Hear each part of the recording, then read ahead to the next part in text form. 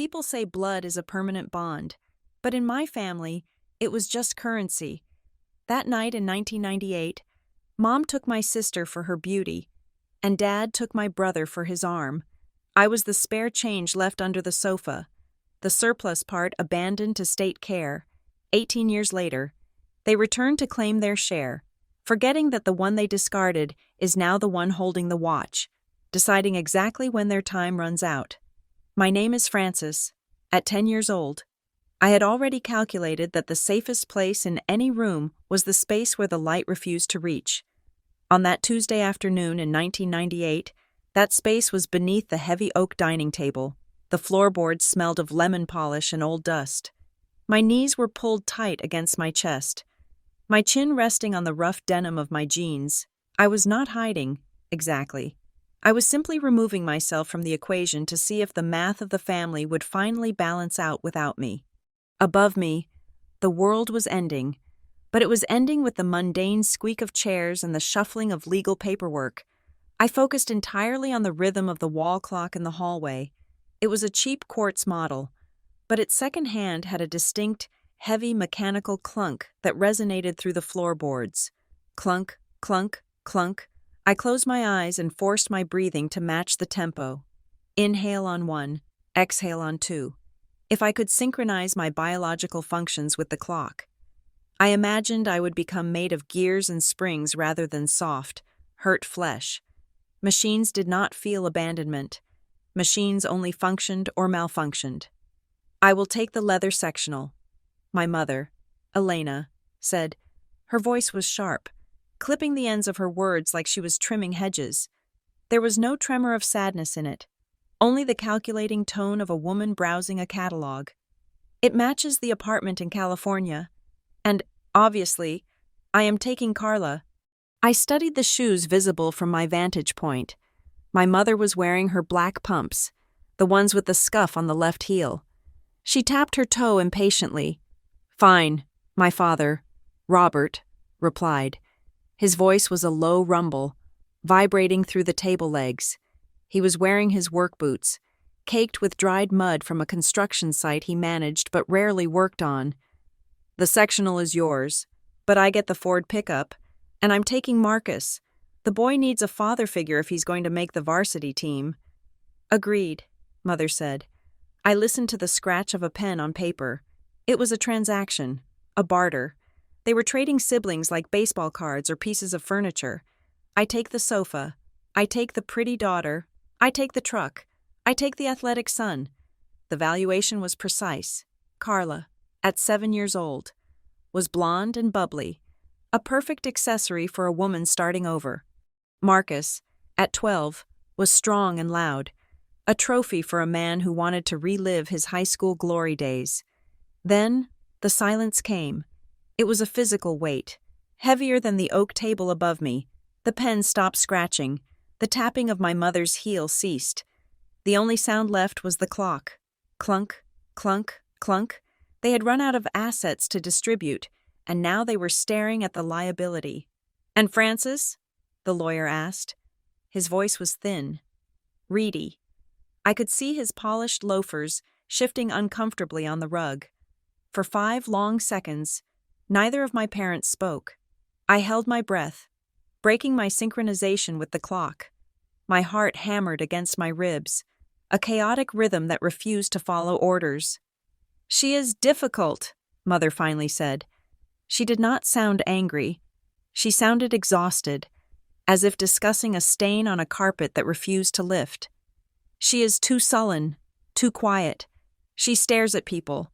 Robert, it is unnerving, and she takes things apart. I cannot have her dismantling the toaster or the television in the new condo.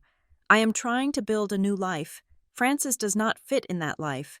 Don't look at me, Father scoffed. The heavy boots shifted. I don't have room for her. I'm moving into a 1-bedroom by the marina until the settlement clears. Besides, the girl gives me the creeps. She's not like Marcus. You can't play catch with a kid who treats a baseball like a physics experiment. I am her mother, not her warden, Elena snapped.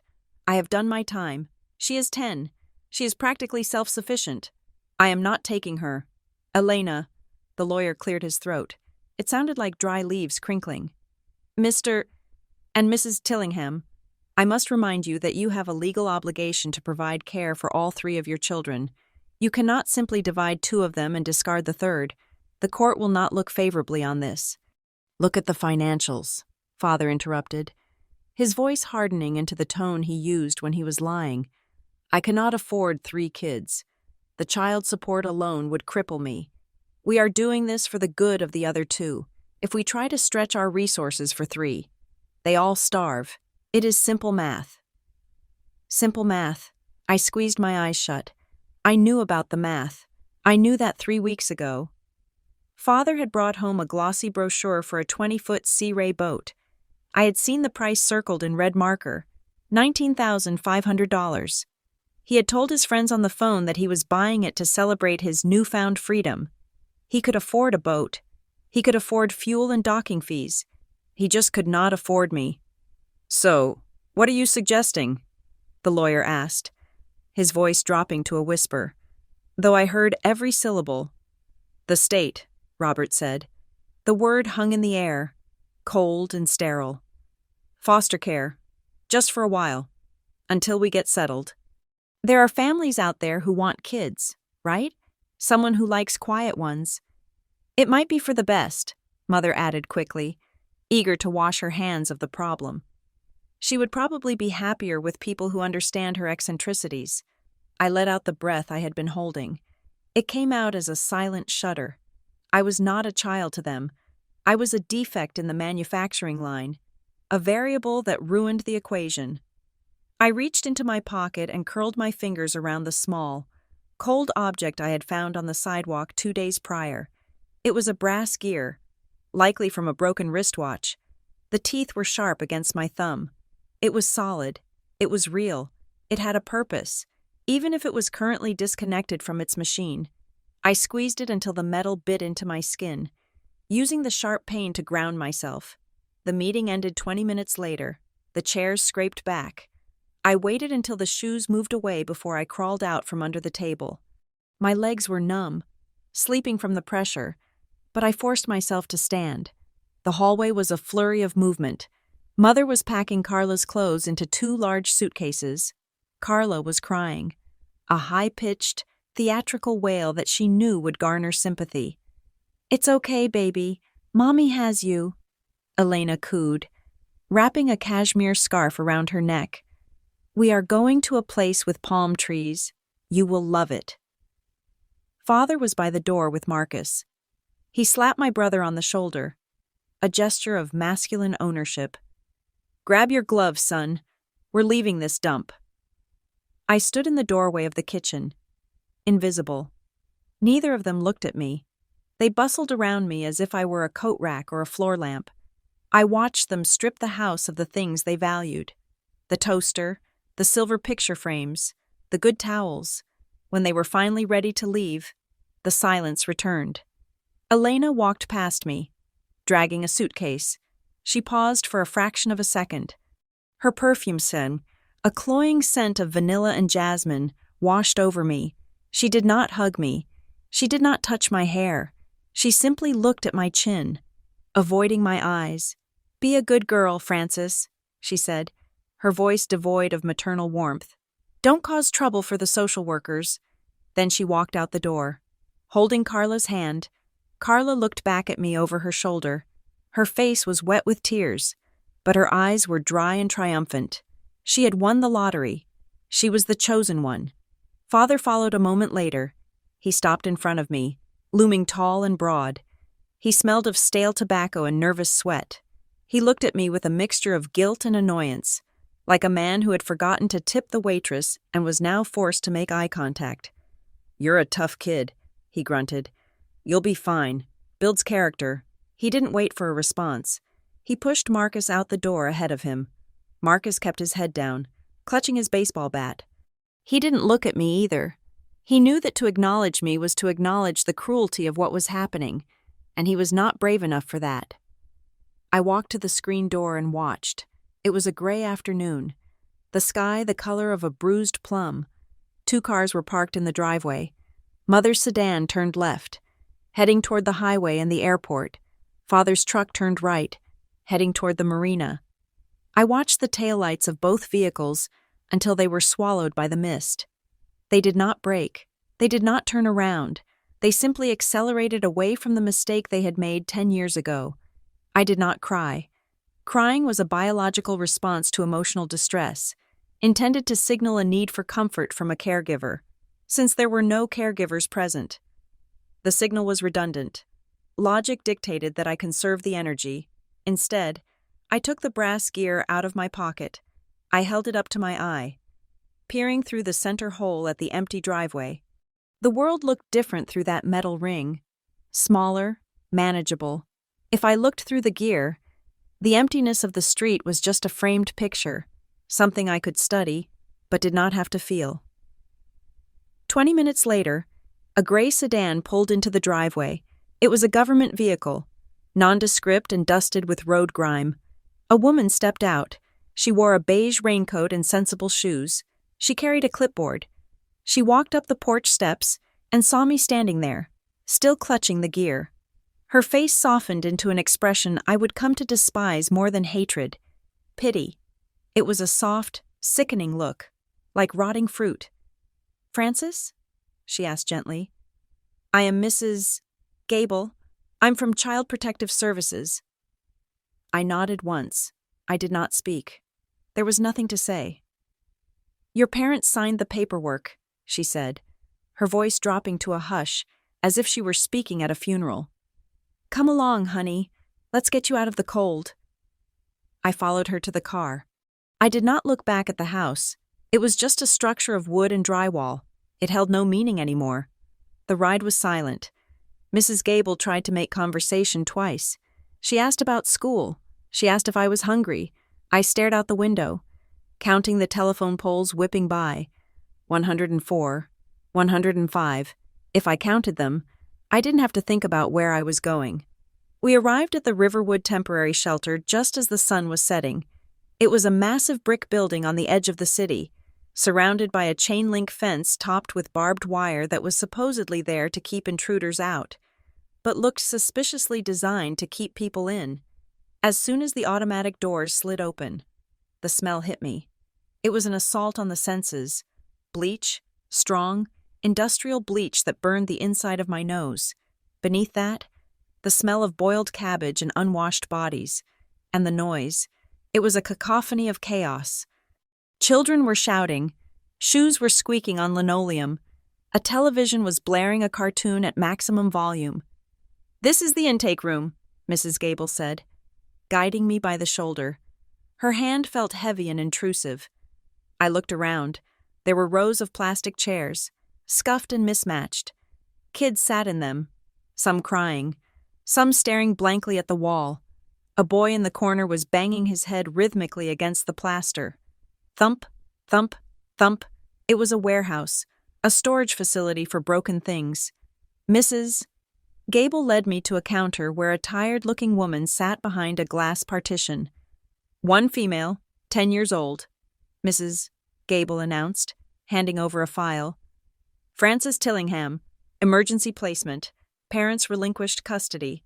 The woman behind the glass didn't even look up. She stamped a form. Chunk, the sound echoed the closing of a cell door. "Bed 42 is open in the girls' dorm," the woman muttered. "Here are your sheets. Dinner is at 1800 hours. Lights out at 2100. She slid a bundle of rough gray linens toward me. I took them. They felt like sandpaper against my fingertips. "You'll be okay here. Francis," Mrs. Gable said, though her eyes betrayed her doubt. "It's just for a little while." I knew that was a lie. I watched her walk away, her heels clicking on the hard floor, leaving me alone in the noise. I stood there, clutching the scratchy sheets in one hand and my brass gear in the other. The boy in the corner continued to bang his head. Thump, thump. The clock on the wall ticked. Tick, tock. I closed my eyes and listened. I stripped away the screaming children and the shouting staff. I focused on the mechanical hum of the refrigerator in the corner and the buzzing of the fluorescent lights overhead. I isolated the sounds of the machines. They were the only things in this building that were doing exactly what they were designed to do. I was not a girl named Frances anymore. I was asset number 42.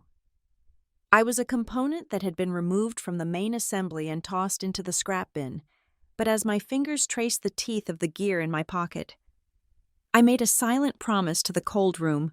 Scrap metal could be melted down. It could be forged. It could be sharpened. They thought they had discarded me. They were wrong. They had just placed me in the fire. Riverwood was not a home. It was a holding facility for the unwanted. A warehouse where the inventory was flesh and bone rather than crates and boxes. The air inside the brick walls was thick with a permanent humidity, a soup of industrial cleanser, boiled cabbage, and the sour sweat of 200 anxious children. If my family home had been a place of cold calculation, Riverwood was a chaos engine. It was a machine that had broken its governor, spinning wildly, grinding its gears, and shaking itself apart. I hated the noise the most. It was not the rhythmic, purposeful noise of a construction site or a ticking clock. It was discordant. Screams, slamming doors, the screech of rubber soles on linoleum, the weeping that drifted through the ventilation ducts at night. It was an assault on my frequency. To survive, I had to calibrate myself to a new baseline. I had to become static. The other children, particularly the older girls in my dormitory, sensed my difference like sharks sensing a drop of blood in the water. They were loud, volatile creatures who communicated through aggression and posturing.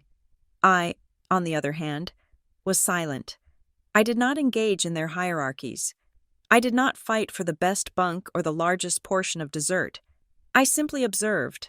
I would sit in the corner of the common room, watching the way the ceiling fan wobbled on its axis, calculating the wear on the bearings based on the oscillation. This behavior infuriated them. To them, my silence was arrogance. My staring was a challenge. "Stop looking at me, freak," a girl named Becky hissed at me one evening in the cafeteria. She was 15, with eyes that looked hard and tired. I did not look away immediately. I was not looking at her face. I was looking at the cheap digital watch on her wrist. The display was fading, indicating a low battery. "Your capacitor is failing," I said flatly. Becky shoved my tray. The motion was swift and practiced. My mashed potatoes and green beans slid across the table and splattered onto the floor. The room went quiet, waiting for my reaction. They expected tears. They expected a scream. I did not scream. I looked at the mess. I calculated the velocity of the shove and the friction coefficient of the plastic tray. It was a simple cause and effect relationship. Gravity acted upon the food. The floor stopped it. There was no emotion in gravity. I stood up, picked up the tray, and walked to the disposal bin without a word. That night, they put shaving cream in my pillowcase. I cleaned it up in the dark, silent and efficient. I learned very quickly that the only safety lay in invisibility.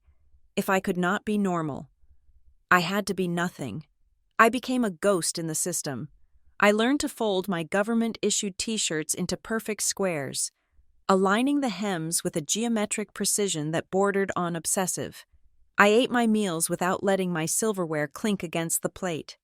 I walked close to the walls, merging with the beige paint. I imagined myself as a passive component in a large, complex circuit. I was a resistor, impeding nothing, generating no heat, simply letting the current pass through me. But a machine cannot function without a purpose. And my mind was starving. My salvation came 3 months into my sentence, on a rainy Tuesday when the recreation room was too loud to bear. I slipped away during a shift change, wandering down the long, forbidden corridors of the basement levels. The air down here was cooler, smelling of damp concrete and rust. It smelled like potential. I found a door left slightly ajar. It led to a storage room, a graveyard for the things the system had confiscated or forgotten. There were boxes of clothes that no longer fit anyone, toys with missing limbs, and shelves of dusty paperwork. In the back corner, under a flickering fluorescent bulb that buzzed like a trapped insect, I found a cardboard box marked "Personal Effects, Unclaimed." I opened it, my heart, which had been beating a flat, steady rhythm for months, skipped. Inside were the remnants of lives that had been interrupted, but I did not care about the photographs or the wallets. My eyes locked onto the machines. There were 3 wristwatches with cracked faces, an old wind-up travel alarm clock with a missing leg, a pocket watch that had been crushed, its case bent inward. They were broken, discarded, and dead. To anyone else, they were trash. To me, they were patients waiting for a surgeon. I felt a surge of adrenaline, sharper and more addictive than sugar. I grabbed the alarm clock and 2 of the wristwatches. Shoving them deep into the pockets of my oversized hoodie, I felt like a thief, but not of money. I was stealing time. That night, after the dormitory lights cut out at 9 o'clock and the night matron had done her rounds, I created my sanctuary. I pulled my thin blanket over my head, creating a tent of darkness. I turned on a small keychain flashlight I had found in the laundry room, holding it in my mouth. The beam illuminated the back of the alarm clock. I did not have tools. I did not have a workspace. I had a metal nail file I had stolen from the bathroom and 2 bobby pins I had straightened out against the bed frame. I began to work. The process was slow, agonizingly so. Using the bobby pin, I prodded the screws. They were tight, rusted in place. I used the edge of the nail file as a lever. When the first screw finally gave way with a soft snap, I felt a rush of dopamine that nearly made me dizzy. I removed the back casing. There it was, the universe. Inside the chaotic shell of the clock was a world of perfect order, brass gears, steel springs, levers, and escapements, even broken. They possessed a beauty that the human world lacked. Humans were messy. They lied. They left. They made irrational decisions based on feelings. Gears were honest. If a gear failed, it was because of friction or stress. It was physics. It was solvable. I spent hours just watching how the parts interacted. I pushed a lever and watched a wheel turn. I traced the path of energy from the mainspring to the escapement. Under that blanket, with the air growing hot and stale. I was not Francis the orphan. I was a god of a miniature world. I could see the problem, a piece of grit jamming the third wheel. I used the tip of the hair strand to dislodge it. For weeks, this was my secret life. I slept for 2 hours a night. The rest of the time, I was dissecting and reassembling. I became intimate with the mechanisms. I learned that the cheap Timex needed a firm hand, while the older mechanical watch required a touch as light as a breath. Then, I got careless. It was 2 a.m. I was working on the crushed pocket watch, trying to bend the casing back so the balance wheel could spin. I was so focused on the metal that I did not hear the footsteps. Heavy, rubber-soled boots on the concrete floor. The blanket was ripped off me. I gasped, scrambling to cover my treasures. But it was too late. The beam of a heavy-duty flashlight blinded me. I squinted, terrifyingly expecting the angry face of the night matron or the cruel smirk of a security guard. Instead, I saw a pair of gray, bushy eyebrows and a face lined like a road map. It was Silas, the building's maintenance man. He was a man of few words, usually seen fixing leaky pipes or changing light bulbs, always smelling of oil and sawdust. He looked down at me, then at the collection of disassembled parts spread out on my mattress. He shone the light on the alarm clock, which was now ticking steadily, and then back at me. "You stole these from the basement," he said. His voice was gravel, deep and rough. I nodded, my throat tight. I waited for him to grab me by the arm. I waited for the report to be filed, for the punishment detail, for the confiscation of the only things that made me feel alive. Silas reached out. I flinched. But he didn't reach for me. He reached for the alarm clock. He picked it up with hands that were missing the tip of the left index finger. He held it to his ear. He listened to the tick. The hairspring was tangled. He grunted. "How did you fix it?" "A needle," I whispered. "And a bobby pin." He looked at me for a long time. In the harsh light of his flashlight, I saw something in his eyes that I had never seen in my parents' eyes. It was not pity, it was assessment. He was looking at me the way I looked at the gears. He was checking my calibration. "Go to sleep," he said gruffly. He put the clock back on the bed. "If I catch you stealing again, I report you." He turned and walked away. He did not take the watches. 2 days later, I was mopping the hallway near the boiler room when Silas appeared. He checked to make sure no one was watching. Then he slid a small, greasy rag bundle into the pocket of my apron. "Don't let the matrons see," he muttered, and walked away. I rushed to the bathroom stall to open it. Inside was a set of 6 precision screwdrivers, cheap ones, probably from a dollar store. But to me, they were Excalibur, and with them, a watch. It was a man's wristwatch, vintage, with a cracked crystal and a leather strap that was falling apart. It was heavy. It felt dead. A note was wrapped around it, written on the back of a work order in shaky block letters. "It hasn't run in 10 years. Mainspring is snapped. Fix it, and I won't report you for the theft." It was not a threat. It was an entrance exam. I accepted the challenge with a ferocity that frightened me. That night, I did not sleep at all. I set up my workspace under the blanket, with the proper screwdrivers. The case opened like a clam yielding its pearl. The damage was catastrophic.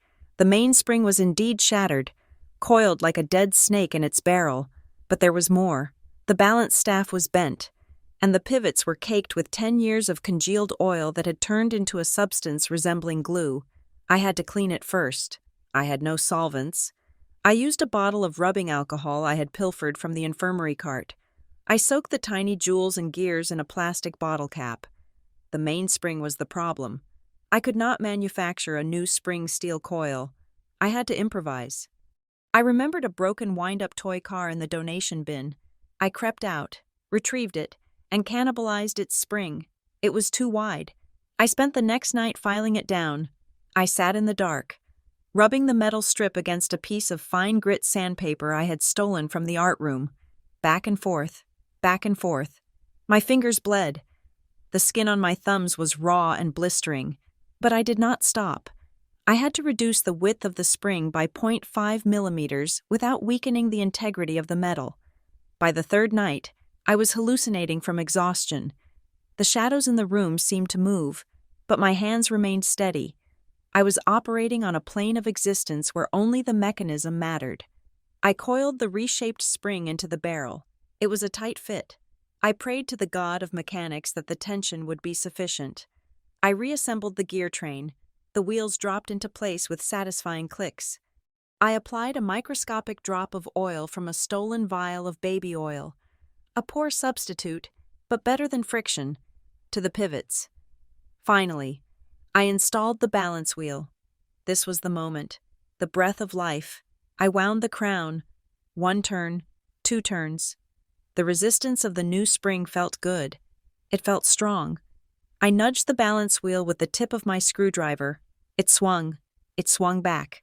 The pallet fork engaged. Tick. The wheel swung again. Tock. Tick-tock. Tick-tock. Tick-tock. The sound was faint, muffled by the blanket. But to me, it was a symphony.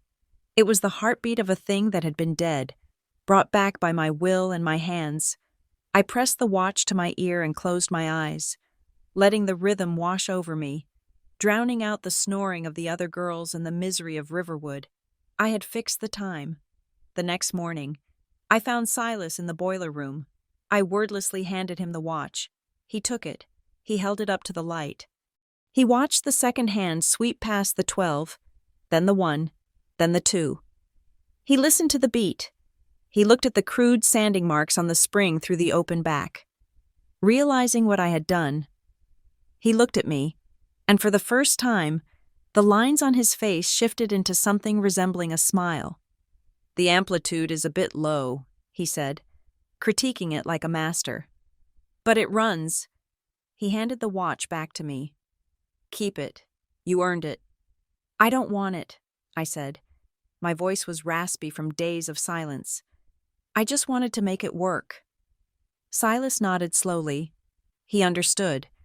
It wasn't about ownership. It was about control. It was about taking a broken world and forcing it to make sense. "There are people," Silas said, wiping his hands on a rag, "who pay for this kind of obsession. People who understand that a watch is more than jewelry." He leaned against the boiler, studying me. "I have a friend, Arthur Vance. He runs a shop in the next town over. He and his wife fix old clocks, complicated ones. They've been looking for an apprentice, someone with small hands and a lot of patience. They don't care much for talking either." I felt a strange sensation in my chest. It wasn't hope. Hope was a dangerous variable that led to disappointment. It was calculation. A variable had just changed in my favor. "Can you tell them?" I asked. "Can you tell them I can file a mainspring down by hand?" "I'll tell them," Silas said. "I'll tell them you fixed a dead movement with toy parts and rubbing alcohol. If that doesn't get their attention, nothing will." He turned back to the boiler. "Now get out of here before the matron realizes you're missing from breakfast. And Francis?" I paused at the door. "You're not broken," he said, his back to me. "You're just built for a different function." I walked back to the chaos of the cafeteria, the phantom ticking of the resurrected watch still echoing in my fingertips. The noise of the children screaming didn't bother me as much that morning. I had found my frequency. I was no longer just a spare part rolling under the table. I was a gear that had found its teeth, and I was ready to engage. The transition from Riverwood to the home of Arthur and Margaret Vance was not just a change of address. It was a shift in atmospheric pressure. Riverwood had been a cacophony of chaotic variables, a place where entropy reigned supreme, the Vance residence, a Victorian structure nestled on a quiet street lined with ancient maple trees, was a cathedral of order. When I first stepped across the threshold, clutching my meager bag of belongings and the tool set Silas had given me, the silence struck me first, but as my ears adjusted, I realized it was not true silence. It was a layered, rhythmic hum. The house was alive. From the hallway, the living room, and the study came the collective heartbeat of 300 clocks. Grandfather clocks with heavy brass pendulums, mantel clocks with delicate chimes, and wall regulators swinging in perfect, hypnotic unison. The air did not smell of bleach and boiled cabbage. It smelled of linseed oil, aged oak, beeswax, and the faint, metallic tang of brass. It was the scent of preservation. Arthur Vance was a man constructed of sharp angles and patience. He was 70 years old, with skin the texture of parchment and eyes that were magnified permanently behind thick spectacles. Margaret, his wife, was softer, a woman who moved with the quiet grace of a cloud, always carrying a cup of tea or a book. They did not hug me. They did not ply me with intrusive questions about my feelings or my trauma. They simply showed me to a room on the second floor. "The window faces north," Arthur said, his voice dry and precise. "Good light for working. Not too much glare." That was all. Acceptance, in this house, was not demonstrated through affection, but through the allocation of space and resources. My apprenticeship began the next morning. There was no ceremony. Arthur simply pointed to a stool next to his workbench in the converted garage. He handed me a jeweler's loupe and a movement holder. "Observation first," he instructed. "Don't touch. Just look. Understand the narrative of the machine." For the first month, that was all I did. I watched Arthur work. I watched how he breathed. He did not breathe like a normal man. When he was setting a balance spring or oiling a pallet jewel, his breath became shallow, almost non-existent. He synchronized his respiratory cycle with his hands. He taught me that the human body is a source of vibration, a crude instrument that must be disciplined before it can interact with the divine precision of a watch. A watch is like a human being. Francis. Arthur told me one rainy afternoon as we sat in the workshop, the rain drumming a counterbeat on the tin roof. "It has a heart, a brain, and a temper. If you force it, if you try to bend it to your will out of frustration, the spring will snap. You must listen to what it needs. You must negotiate with it." I absorbed these lessons like a dry sponge. I learned to lower my heart rate at will. I learned to hold a pair of tweezers so steadily that a dust mote looked like a boulder in comparison to the tip. I learned that perfection was not a feeling. Perfection was control. It was the absolute absence of error. While I was learning to control my hands, the legal tethers to my past were being severed. The Vances had petitioned to adopt me. The lawyer, a different one this time, told me that the paperwork had been sent to Robert and Elena in their respective corners of the country. I expected a fight. I expected them to suddenly remember the daughter they had discarded, if only to spite me. But the papers came back within the week. They had signed them immediately. There were no notes, no letters of explanation, no requests for a final visit. They had signed away their rights to me with the same casual indifference one uses to sign for a package delivery. I held the document in my hand, staring at their signatures. Robert's scrawl was jagged and hasty. Elena's was loopy and decorative. "Does it hurt?" Margaret asked me gently, placing a plate of biscuits on the workbench. I looked at the paper, then at the half-assembled carriage clock on the desk. "No," I said, and I meant it. "It reduces the drag coefficient. I am more aerodynamic now." Margaret smiled, a sad, knowing smile, and touched my shoulder. I did not flinch. As the years passed, the girl who had hidden under a table disappeared. In her place stood a technician. My hands grew stronger, my eyes sharper. By the time I was 16, Arthur was letting me handle customer repairs. By 17, people were coming to the shop specifically asking for the girl. They said I had a touch that could coax life out of metal that had been dead for 50 years. But the true test came 3 weeks before my 18th birthday. Arthur had been struggling with a project for months. It was a Patek Philippe pocket watch from the 1920s. A grand complication with a perpetual calendar and a minute repeater. It had been brought in by a collector who had been told by 3 other master watchmakers that it was irreparable. The mechanism was jammed, the plating was corroded, and the main plate was warped. Arthur had spent countless nights hunched over it. Muttering in frustration, finally, he had covered it with a glass bell jar and pushed it to the corner of his desk. "It is finished," he had said, his voice heavy with defeat. "The geometry is gone. It cannot be saved." That night, while the Vances slept, I crept downstairs. I took the watch out from under the jar. I put on my loupe. I did not look at the watch as a broken object. I looked at it as a logic puzzle. I disassembled it completely, laying out the 342 parts on a velvet cloth. I saw what Arthur had missed. It was not the main plate that was warped. It was a microscopic hairline fracture in the 4th wheel pivot that was throwing the entire gear train out of alignment by a fraction of a millimeter. It was invisible to the naked eye, and barely visible even under magnification, but I could feel it. I could feel the tension in the metal. I worked for 3 nights straight. I did not sleep. I barely ate. I machined a new pivot using the antique lathe, working with tolerances smaller than a human blood cell. I polished the teeth of the gears with diamond paste until they shone like mirrors.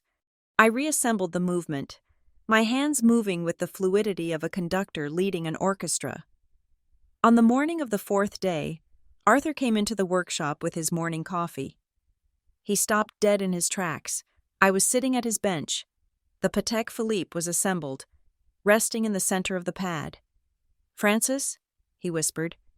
"It was the 4th wheel," I said, my voice raspy. The pivot was compromised. Arthur walked over. He picked up the watch.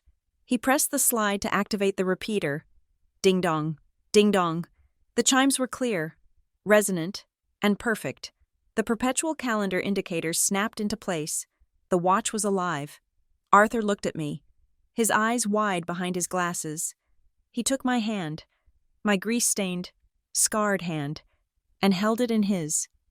"You have the hands of a surgeon," he said, his voice trembling with emotion. "And the heart of a machine. You have surpassed me. Francis." A week later was my 18th birthday, the day my adoption would be finalized in adult court, a formality to make me their legal heir. We stood in the judge's chambers. The judge, a kindly woman with gray hair, looked at the paperwork. "Now, Francis," she said, You have the option to change your name. Mr. and Mrs. Vance would be honored if you took their name, but the choice is yours." I looked at Arthur. He was smiling encouragingly. "I want to keep Tillingham," I said. The room went quiet.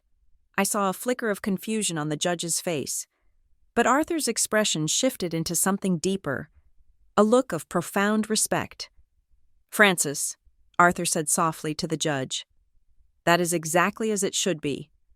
Later, in the car, Arthur explained, "You know, Francis, I was not born a Vance. My grandfather was a Tillingham, Tobias Tillingham. He was a master clockmaker in London a century ago, but my father was a gambler. He destroyed the family name, drove the business into the ground, and I changed my name to Vance to escape the shame of his debts. I buried that name." He looked at me, his eyes watering.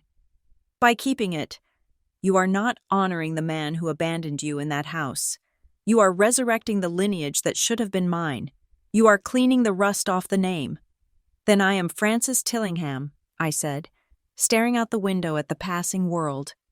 "And I will make sure that when people hear that name, they don't think of a deadbeat father, they will think of time itself." My restoration of the Patek Philippe had rippled outward. The collector was a man of influence, and word of the prodigy in the Vance shop reached Europe. A month later, a thick envelope arrived from Switzerland. It was a full scholarship to the prestigious Horology Academy in Geneva, a place where the masters of the craft were forged. It was an opportunity that cost tens of thousands of dollars, fully paid for by a mysterious benefactor. I suspected the collector, or perhaps Arthur had liquidated his savings. On the day I was set to leave for the airport, standing on the porch with my suitcases, Arthur handed me a small, wooden box. "I have nothing else to teach you," he said, "but you need a companion." I opened the box. Inside sat an antique pocket watch. It was silver, battered, and simple. It was not a Patek or a Vacheron. It was the first watch Arthur had ever fixed, 50 years ago. "It is not valuable," Arthur said, "but it is accurate. It has never lost a second in 5 decades. Take it. Let it remind you that consistency is more important than luxury." I closed my hand around the cold silver. I felt the steady, strong heartbeat of the mechanism against my palm. "I will come back," I promised. "And when I do, I won't just be fixing watches. Arthur, I am going to build an empire. I am going to build a world where accuracy is the only currency, and where no one is ever left behind because they didn't fit the aesthetic." I hugged them then. It was stiff and awkward, a collision of angles, but it was real. As the taxi pulled away, taking me toward the airport and toward Switzerland, I pulled out the watch. I wound it. Tick, tick, tick. The sound was a march. I was 18 years old. I had a name that I had scrubbed clean, a talent that I had honed in the dark, and a heart that beat in perfect synchronization with the gears in my pocket. The surplus part was going to the factory to learn how to build the machine herself, and when I returned, God help anyone who tried to dismantle me again. 10 years is an eternity in the life of a human, but it is a mere blink in the life of a perpetual calendar. I returned to the United States not as the apprentice who left with a single suitcase, but as an architect of seconds and hours. New York City was the only logical place for my operation. It was a city that claimed to never sleep, a city obsessed with time, yet entirely inefficient at managing it. It needed a regulator. I founded the Meridian Caliber on the top 3 floors of a pre-war limestone building in Soho. The space was not a workshop. It was a laboratory of silence in the center of the screaming metropolis. The floors were polished concrete, the walls were soundproofed glass, and the air was filtered to a purity level that rivaled a semiconductor factory. My clientele was exclusive. I did not advertise. Access to my services was granted only by referral, and even then, I rejected 40% of the inquiries. I worked for the kind of men and women who could buy islands, but could not buy back the time they had wasted. Hedge fund managers, senators, tech magnates, They all came to me, holding their damaged heirlooms like penitent sinners offering an offering to a deity. Ms. Tillingham, a billionaire real estate developer, once said to me, his voice shaking as he handed over a water-damaged breguet that had belonged to Napoleon's sister. "Can you fix it?" I looked at him over the rim of my spectacles, my expression unchanging. "I do not fix clocks, Mr. Sterling. A mechanic fixes a transmission. I restore history. I reverse entropy. The question is not, can I do it, but are you patient enough to wait for it?" He waited. They all waited. My waiting list was 18 months long. My fee for a standard restoration started at $25,000 for a custom complication. The price was whatever I deemed necessary to balance the equation. I had become wealthy. Not by accident, but by design. I bought the building within 3 years. I occupied the penthouse, a space of stark minimalism. My apartment was a reflection of my mind. White walls, black furniture, no clutter. Every object had a function. I had no plants to water, no pets to feed. I controlled the temperature at exactly 68 degrees Fahrenheit. I ate the same protein-rich meal at the same time every day. My life was a frictionless mechanism. But success in New York is a beacon, and beacons attract moths. The catalyst was Timepiece Quarterly. They requested an interview. I initially refused. But my publicist, a sharp woman named Eleanor, who understood that mystique was a commodity, insisted. "Control the narrative, Francis," she had said, "or someone else will write it for you." So I allowed it. The article was titled, "The Empress of Epochs." The cover photo was stark and beautiful. Me, dressed in a tailored black suit, standing in my laboratory, holding Arthur Vance's silver pocket watch. My gaze was direct, challenging the lens. The article detailed my technical brilliance, my Swiss training, and crucially, my origin story. It mentioned Riverwood. It mentioned the foster system. It painted me as the phoenix rising from the ashes of abandonment. It was a good story. It was compelling, and it was a signal flare. The magazine hit the newsstands on a Tuesday. By Friday, the ghosts of 1998 began to manifest. The first contact was digital. I was sitting in my office, reviewing the schematic for a tourbillon cage, when my personal email chimed. It was an address I did not recognize, something generic like elenaloveslife88@gmail.com. The subject line was simply, "My dearest Francis." I did not open it immediately. I let it sit there, a pixelated anomaly on my screen. I finished my coffee. I adjusted the escapement on my desk. Then, with a clinical detachment, I clicked, "My darling daughter." I saw the magazine. Oh, my heart is just bursting with pride. Look at you, so beautiful and successful. I always knew you were special, even when you were little and so quiet. Life has been complicated for your father and me. We aren't together anymore. Thank God. That man was a mistake. I'm living in a small place in Jersey now. Not like the palaces you're used to. I think about our family constantly. Remember the beach trip we took when you were 5? Such sweet memories. We should reconnect. A mother needs her daughter. Let's get coffee soon. Love always. Mom, I read it twice. I analyzed the text, the excessive exclamation points, the revisionist history. We never went to the beach when I was 5. I had chickenpox that summer. The subtle mention of her small place juxtaposed with my palaces. It was a fishing expedition. She was casting a line into the waters of my success to see if guilt would bite. I felt nothing, no anger, no longing, just a mild irritation, like finding a speck of dust on a newly polished crystal. I moved the email to a folder I named litigation material and did not reply. The second ghost arrived via social media. Carla. My sister was now 25. I knew this because I had hired a private investigator to run a background check on all of them the moment I signed the lease on my building. I knew she was a lifestyle influencer with 50,000 followers, most of whom were likely bots. I knew she had maxed out 4 credit cards and had been evicted from 2 apartments in Los Angeles before crawling back to the East Coast. She slid into the direct messages of the Meridian Caliber's official Instagram account. Hey sis, OMG, it's been forever. I saw the cover. Slay Queen. Listen, I'm actually in NYC right now trying to launch my modeling career. It's going super well. I was thinking, we should totally collab. Your watches are gorgeous, but they need a face. You know? If you send me a piece, maybe that gold one with the diamonds, I could post it for my followers. Family discount? Or free for promo? Let's grab drinks. XOXS. Oh. I looked at her profile. A mosaic of heavily filtered selfies, plates of brunch food she likely couldn't afford, and inspirational quotes about hustling. She was transparent. She saw me not as a sister, but as a sponsor. I blocked the account. The third ghost was the most aggressive. Marcus. It was Monday morning. I was in the clean room, wearing my loupe, working on the hairspring of a Vacheron Constantine. The intercom buzzed. It was Sarah, my receptionist, her voice tight with professional strain. Ms. Tillingham, I apologize for the interruption. There is a gentleman in the lobby.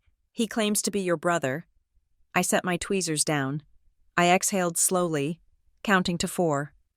Does he have an appointment, Sarah? No, ma'am. He says it's a family emergency. He's quite insistent and loud. I pressed the button to view the lobby camera feed on my monitor. There he was, Marcus. He was 30 now, but he looked 40. His athletic build had gone to seed, turning soft and heavy. He was wearing a faded jersey and jeans that were frayed at the hems. He was pacing, gesturing wildly at the security guard. He looked like a man who had been told yes his entire childhood and was unable to comprehend the word no in adulthood. I remembered the boy who had walked away with my father, his baseball bat over his shoulder, without looking back. Tell him I am in a meeting, I said calmly. Tell him that security will escort him out if he does not leave in 30 seconds. Yes, Ms. Tillingham. I watched on the screen. Sarah relayed the message. Marcus's face turned red. He slammed his hand on the marble reception desk. He shouted something. The audio was off, but I could read the body language of entitlement. Then, 2 of my security detail, large, silent men in dark suits, stepped forward. Marcus shrank. The bluster evaporated, replaced by the cowardice of a bully who is finally outmatched. He turned and slunk out of the revolving doors, spitting on the sidewalk as he left. I turned off the monitor. I picked up my tweezers. My hand was steady. My heart rate was 64 beats per minute. They were circling. The article had rung the dinner bell, and the vultures were descending. They thought I was the same silent girl they had left in the empty house. They thought I was a resource to be harvested. They were making a calculation error. They were assuming that because we shared genetic material, I owed them a dividend of my life, but I was not an asset in their portfolio anymore. I was a sovereign entity. I realized then that ignoring them would not work. Entropy does not resolve itself. It spreads. If I left these cracks in my perimeter untreated, they would widen. They would try again. They would escalate. I needed a strategy. I needed to control the engagement. I picked up the phone and dialed a number I had saved for this exact eventuality. Sterling and Associates, a crisp voice answered. This is Frances Tillingham, I said. I need to speak with Victoria Sterling. Immediately. One moment, Ms. Tillingham. A moment later, my lawyer was on the line. Victoria was a woman who treated the law like a weapon, much the way I treated a watch movement, with precision and lethal efficiency. Frances, she said, to what do I owe the pleasure? The vultures are roosting. Victoria, I said, staring at the schematic on my desk. My biological family has made contact. I anticipate harassment, financial solicitation, and potential defamation. I want to build a firewall, and then I want to prepare a trap. I see, Victoria said, the smile audible in her voice. Shall we start with cease and desist letters, or do you want to go straight to the restraining orders? No letters, I said. Letters are warnings.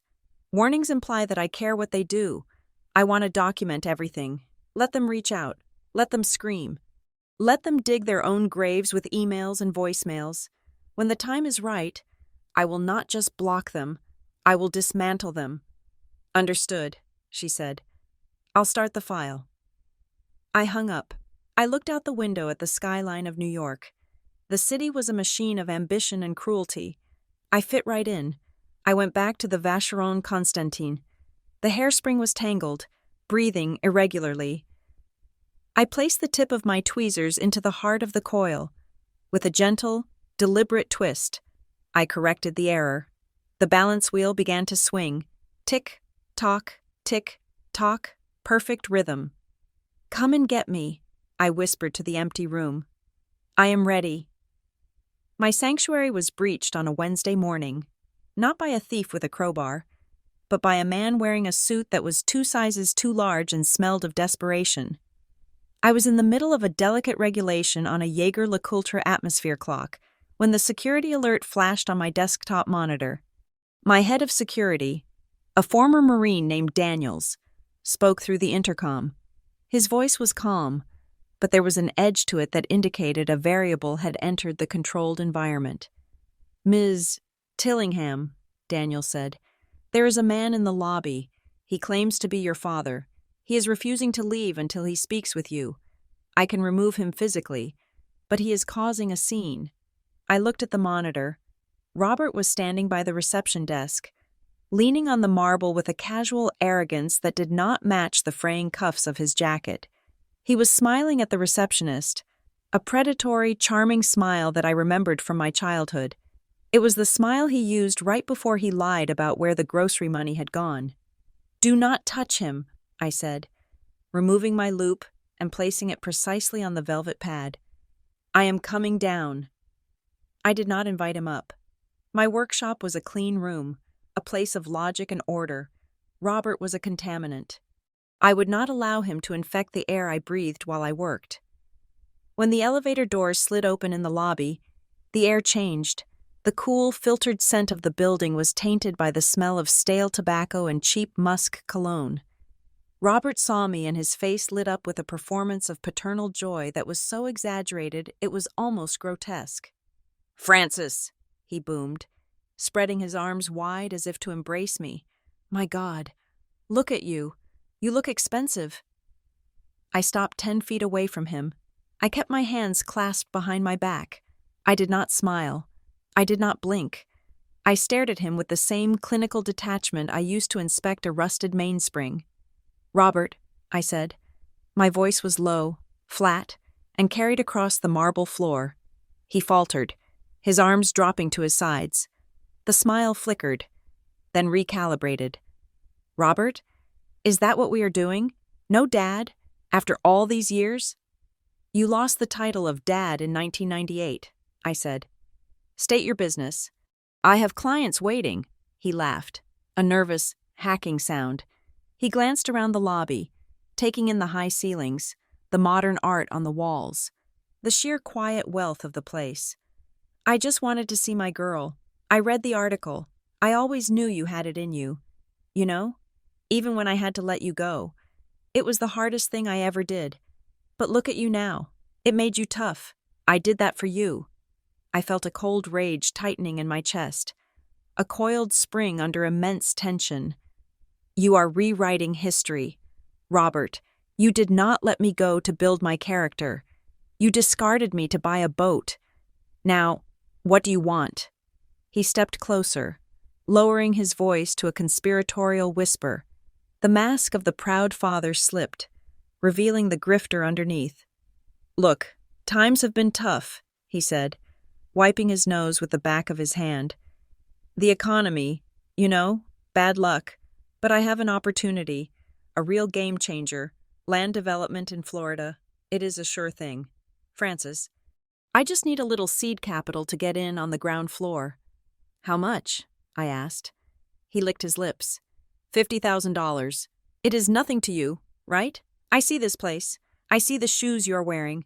50,000 is pocket change here. Consider it an investment, or consider it back pay, for the genetics. The audacity was breathtaking. It was almost mathematically perfect in its shamelessness. No, I said. He blinked. What? No, I repeated. I'm not a bank. I'm not an investor.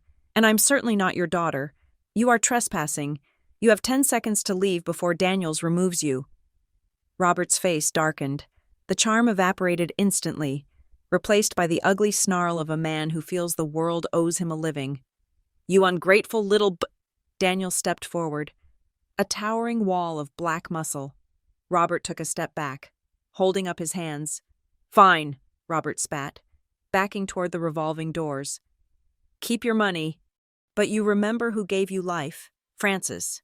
You remember that? He spun around and stormed out. I watched him go. I waited until he was on the street, until the contamination was gone. Then I turned to the receptionist. Sanitize the desk, I said, and cancel my lunch. I thought that was the end of the skirmish. I was wrong. It was merely the opening salvo. 2 days later, the second wave hit. I was returning to my apartment building on the Upper East Side.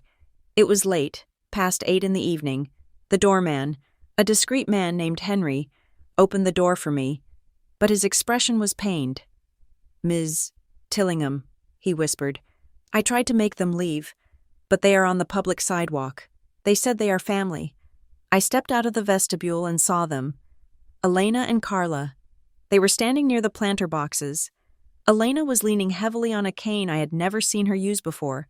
She wore a coat that looked threadbare, likely selected specifically for this performance. Carla stood next to her, scrolling on her phone, wearing knockoff designer sunglasses despite the darkness. When Elena saw me, she let out a sound that was half sob, half wail. Francis, she cried, hobbling forward. Oh, thank God. We have been waiting for 3 hours. My legs, my poor legs. She reached for me. I stepped back, putting the heavy glass door between us. How did you find this address? I asked. The internet is a wonderful thing, Carla said. Lowering her sunglasses, she looked me up and down, her eyes lingering on my handbag, estimating its value. Nice place. Fran? Penthouse? Doorman? Must be nice. Francis, please, Elena pleaded, clutching her chest theatrically. I am sick. My heart, the doctors say, I need treatments that insurance won't cover. And Carla is trying so hard, but the city is so expensive. We are living in a motel in Queens. A motel. With roaches. You live in New Jersey, I said. We lost the house. Elena lied. I knew she was lying because my private investigator had confirmed she still held the lease on her condo. We came here to be near you. Families help each other. Francis, look at all this. You have so much. How can you sleep at night in silk sheets knowing your mother and sister are sleeping on dirty mattresses? Carla chimed in, her voice dripping with venomous sweetness. Yeah, sis, don't be a hoarder. Spread the wealth. I could really use a loan. Or just, a job. I could be your brand ambassador. I have followers. I do not have a brand ambassador, I said coldly. I have a reputation, and you are damaging it by standing here. We are damaging it? Elena shrieked, her voice rising an octave to ensure the passers-by could hear. We are your blood. I carried you for 9 months. I wiped your nose. And this is how you treat me? Like a beggar? People were stopping. A couple walking a dog slowed down to watch. A delivery driver paused on his bike. This was their weapon. Shame, public embarrassment. They knew I valued privacy above all else, and they were holding it hostage. Henry, I said to the doorman, not taking my eyes off them. Call the police. Report harassment. You wouldn't dare, Elena gasped. Watch me, I said. I turned my back on them and walked into the lobby. I did not look back, even as Elena began to scream insults at my retreating figure, calling me cold, heartless, and unnatural.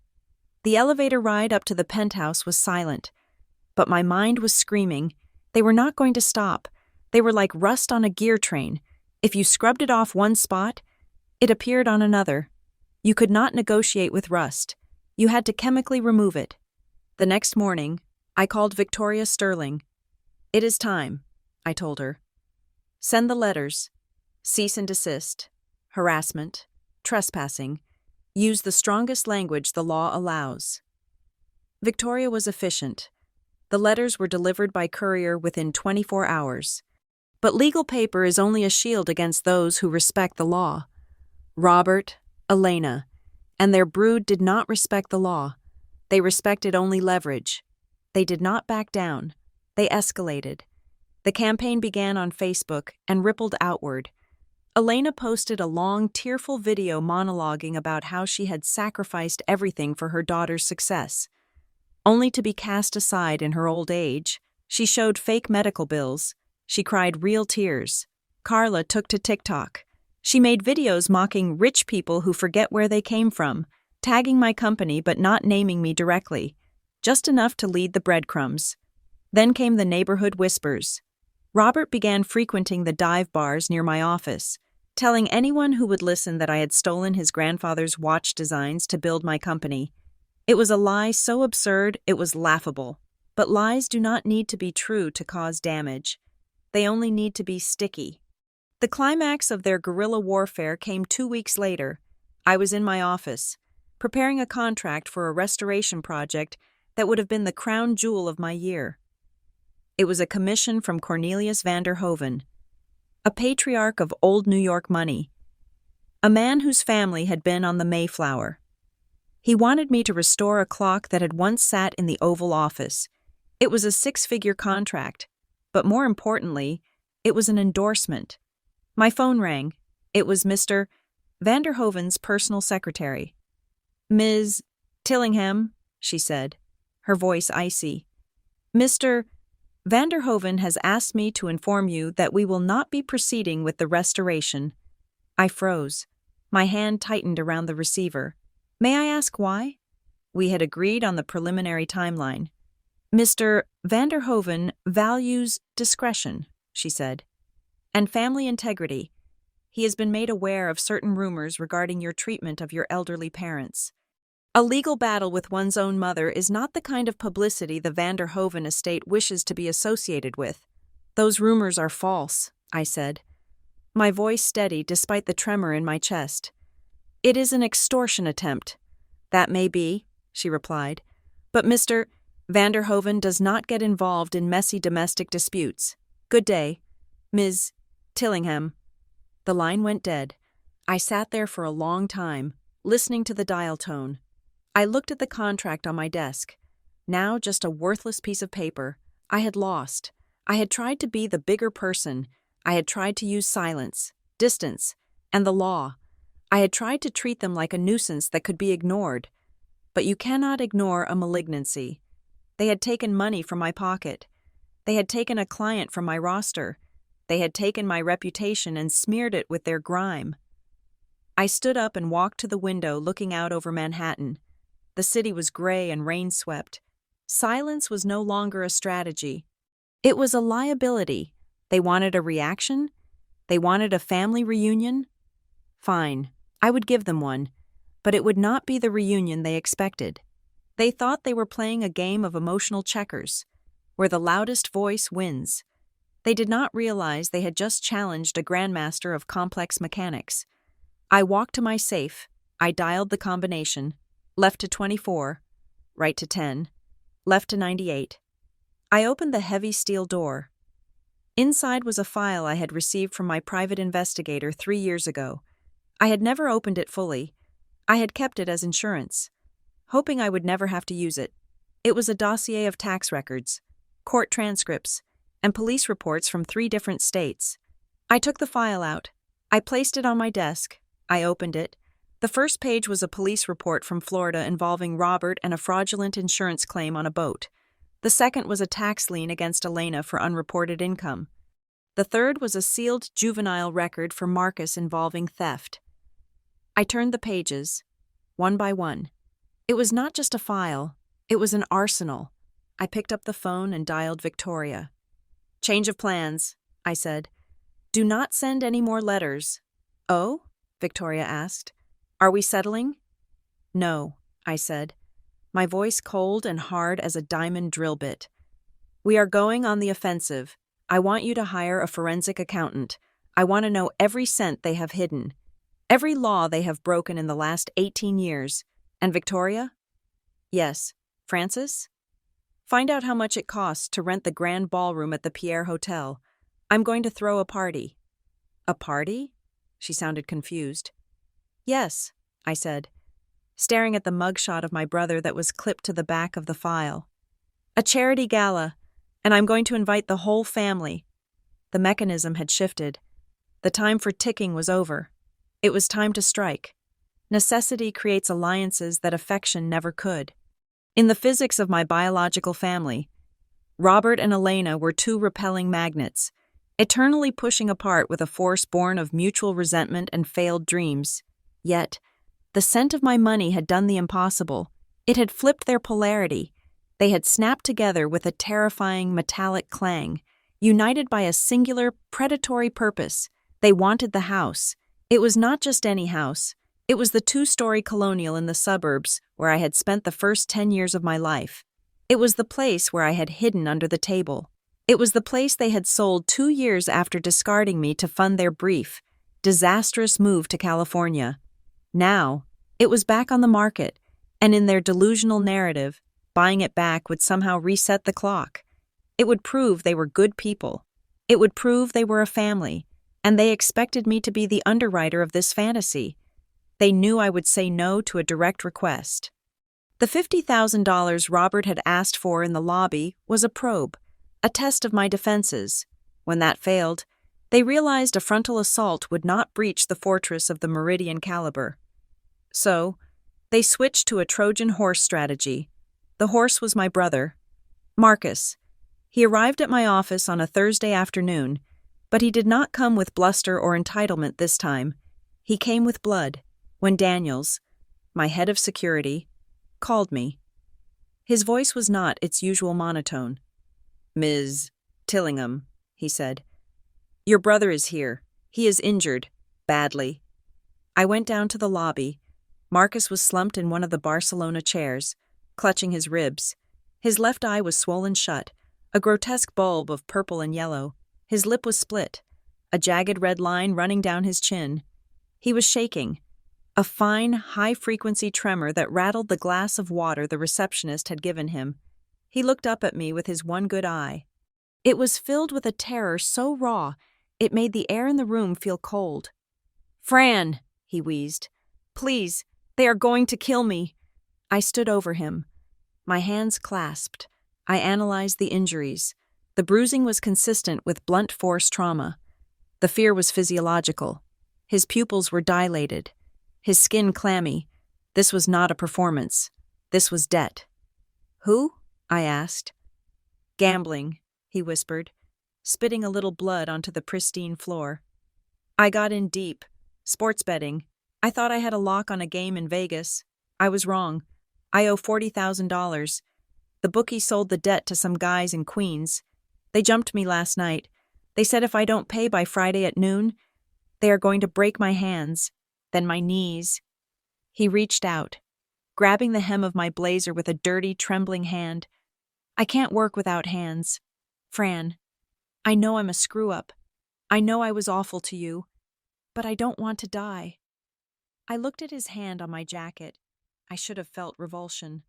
I should have felt satisfaction. This was the boy who had walked away with my father, the golden child who had never looked back. But my mind, usually so disciplined, suffered a glitch. I remembered a Tuesday in 1996. I had been sent to my room without dinner because I had taken apart the toaster. I was hungry, lying in the dark, listening to my stomach growl.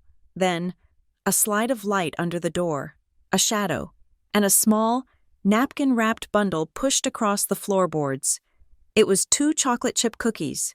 Marcus had stolen them from the jar for me. He hadn't said a word, just pushed them through and walked away. That single crumb of kindness, 30 years old and stale, was the flaw in my armor. It was the one variable I had not accounted for, the irrationality of shared history. "Get him up," I told Daniels. "Bring him to the conference room. Call a doctor." "No police," Marcus cried, panic spiking in his voice. If you call the cops, they kill me today. Please, Fran. No police, I agreed. Yet. In the conference room, while a private medic tended to his lip, Marcus laid out the terms. The loan sharks wanted a wire transfer. They had sent a stack of paperwork, liability releases, weirdly formal agreements that these criminal types sometimes use to veneer their extortion as legitimate business loans. I just need the money, Marcus sobbed. I will pay you back. I swear. I will get a job. I will wash floors here. Anything. I will not give you cash, I said, my voice steady. I do not trust you with liquid assets. I will wire the funds directly to this holding company they have listed, and you will sign a promissory note to me. You will owe me, not them. And if you miss a payment to me, I will not break your legs. Marcus, I will garnish your wages and seize your assets until you are destitute. Do you understand? Yes, he wept. Yes, thank you. Thank you, Fran. He pushed a folder across the mahogany table. These are the papers they sent. They need a guarantor, someone solvent to vouch that the debt is cleared so they don't come after me again.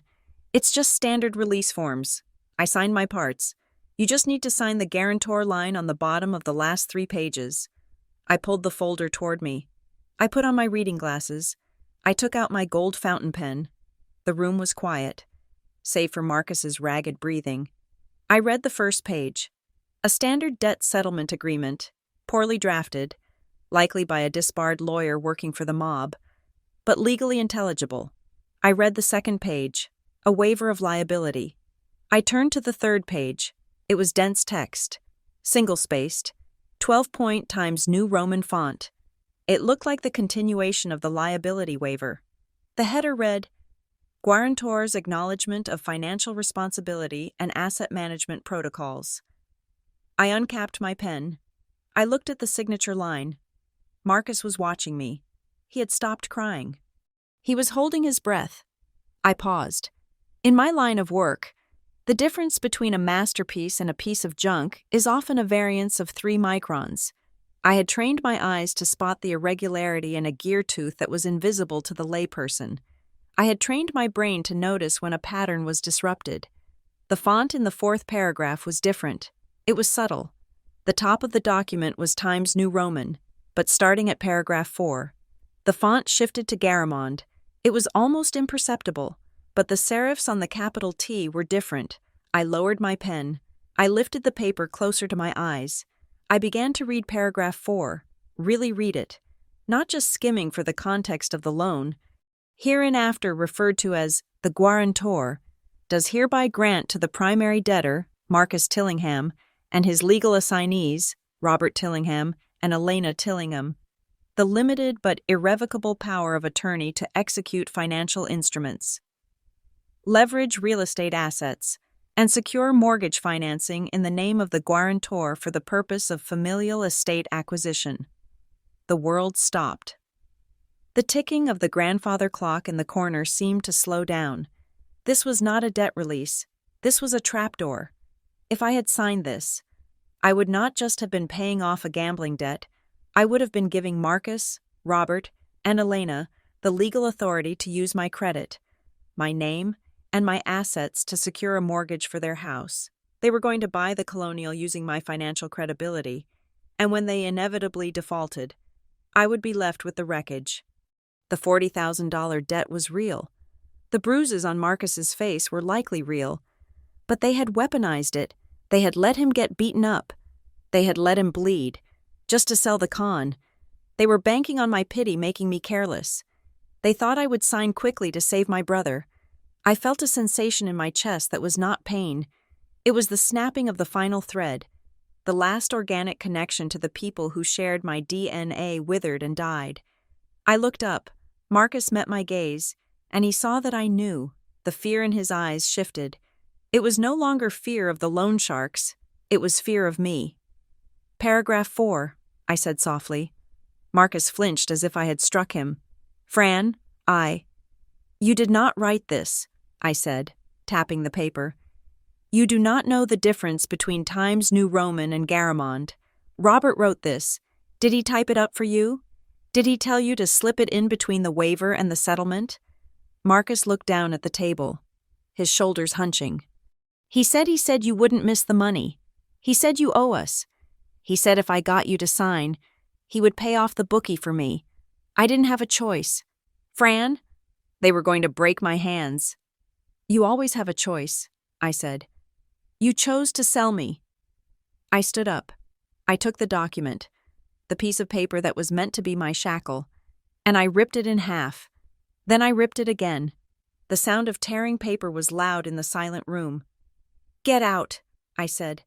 Fran, please. The bookie. They're coming at noon. I don't care, I said, and for the first time in my life, I truly meant it. I don't care if they break your hands. I don't care if they break your legs. You are not my brother. You are a bad investment. You are a rusted, stripped gear that is damaging the movement, and I am removing you. I pressed the intercom button. Daniels, escort Mr. Tillingham out of the building. If he returns, arrest him for attempted fraud. Daniels appeared at the door instantly. He hauled Marcus up by his arm. Marcus was sobbing now, screaming, begging. You can't do this. I'm your brother, Francis. I turned my back to him and looked out the window until the screaming faded into the elevator shaft. I did not pay the debt. I did not wire the money. I went back to my desk, sat down, and returned to my work. My hands were steady, but inside, I felt a cold, hollow space where that memory of the cookies used to be. I filled that space with cement. The retaliation was swift, clumsy, and loud. 3 days later, I was served with a lawsuit. It was filed in family court. Robert and Elena were suing me for breach of oral contract and intentional infliction of emotional distress. The basis of their suit was laughable, yet dangerous. They claimed that during a phone call in 2015, a call that never happened, I had promised to support them with a monthly stipend of $5,000 once my business became profitable. As proof, they submitted a printout of an email. I read the copy of the email attached to the summons. It was the email Elena had sent me weeks ago, the one titled, My Dearest Francis, but it had been altered. They had cut and pasted lines, changing, Let's get coffee soon, to I am so glad you agreed to the arrangement. Darling, it was a clumsy forgery. Digital forensics would tear it apart in 5 minutes, but the lawsuit was not designed to win in court. It was designed to win in the court of public opinion. Simultaneously, the New York Daily Ledger, a tabloid known for its lack of journalistic integrity, ran a 2-page spread. The headline was printed in bold, black letters, The Cold Heart of the Clock Queen, How Millionaire Frances Tillingham Let Her Parents Starve While She Bought Penthouses. The article was a masterpiece of fiction. It painted Robert and Elena as tragic victims of the economy who had sacrificed everything to put me through school. A lie. It described Marcus as a devoted brother who had been thrown out onto the street by his cruel sister after begging for money to pay for life-saving surgery. Another lie. Transforming his gambling debt into a medical emergency. They quoted a neighbor who said I used to scream at my mother. They quoted a former teacher who claimed I was a sociopath. It was a smear campaign. It was sewage thrown against the glass walls of my life. That afternoon, I received a call from the board of the Manhattan Horological Society. I was scheduled to be the keynote speaker at their annual gala next month. Ms. Tillingham, the chairman said, his voice dripping with uncomfortable, polite coughs. Given the current media climate, we feel it might be best if you step down from the keynote position. We would not want to distract from the timepieces. I hung up the phone. I walked over to the window. Down on the street, I could see a photographer lurking near the entrance of my building, waiting for a shot of the ungrateful Cinderella. They wanted a war. They wanted to drag me down into the mud with them, hoping that I would pay them just to make the noise stop. They thought that because I valued silence, I was weak. They had made a critical error in their calculations. I did not just value silence. I valued accuracy, and they had just filled the public record with errors. I picked up my phone and dialed the number of the private investigator I had retained years ago. "Mr. Thorne," I said, "bring me the full file, not just the summary, everything, the tax returns, the insurance claims, the police reports from 1998 to present. I want every single receipt."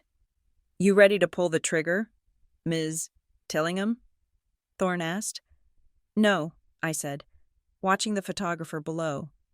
"I am not going to pull a trigger. I am going to wind the mainspring until it snaps their fingers off." I turned back to my desk. I pulled a fresh sheet of stationery. I began to draft an invitation, not for a lawsuit settlement, but for a party. If they wanted to be in the spotlight, I would give them the brightest stage in New York. The headline was not just a collection of words. It was a bludgeon. "Clock Queen or Ice Queen. Millionaire watchmaker leaves mother to rot in slums." It appeared on the front page of the City Ledger, accompanied by 2 photographs placed side by side for maximum visual manipulation. On the left was the portrait from Timepiece Quarterly, showing me in my tailored suit, surrounded by millions of dollars worth of horological equipment, looking cool and untouchable. On the right was a grainy, high-contrast photo of my mother, Elena. She was standing on the cracked sidewalk outside a rundown motel in Queens, a location she had likely traveled to specifically for the photo shoot, wearing a tattered cardigan. Looking up at the camera with eyes full of staged despair, the narrative spread like a virus in the ecosystem of 21st century media. Truth is a slow-moving luxury, while outrage is a high-speed commodity. The story was picked up by the blogs, then the aggregators, and finally, the social media mob. I watched the metrics of my life disintegrate from behind the glass walls of my office. Monday morning brought the first wave of tangible consequences. I arrived at the Meridian Caliber to find 3 people standing outside with placards. They were not former clients. They were strangers. People who had read a 300-word article and decided I was the villain of the week. One sign read, "Honor thy father and mother." Another read, "Greed is ugly." I walked past them, my sunglasses on, my face a mask of indifference. "Shame on you," a woman shouted, spitting on the pavement near my heels. "Call your mother." I entered the sanctuary of the building, but the sanctuary had been compromised. The air inside felt thinner. My staff, usually the picture of professional focus, would not meet my eyes. Sarah, the receptionist, looked pale. "We have had 40 cancellations since Friday," she whispered, handing me a stack of message slips, "and the supplier for the ruby bearings put our account on hold. They said they are reviewing their ethical partnerships." I took the slips. I went to my office. I locked the door. That afternoon, the violence escalated from verbal to kinetic. I was working on the escapement of a 1953 Rolex, trying to lose myself in the microscopic rhythm of the balance wheel. Suddenly, a deafening crash shattered the silence. I flinched, my tweezers gouging a scratch into the soft gold of the movement bridge. I looked up. The large, street-facing plate glass window of the showroom, bullet-resistant, but not invincible, had spider-webbed into 1,000 fractures. A brick lay on the floor, surrounded by glittering shards. Attached to the brick with a rubber band was a note. "Pay your debts." I stared at the brick. It was a crude, barbaric object in a room designed for elegance. I did not scream. I did not cry. I felt a coldness settle over me that was deeper than the chill of the broken window. They were not just attacking my reputation.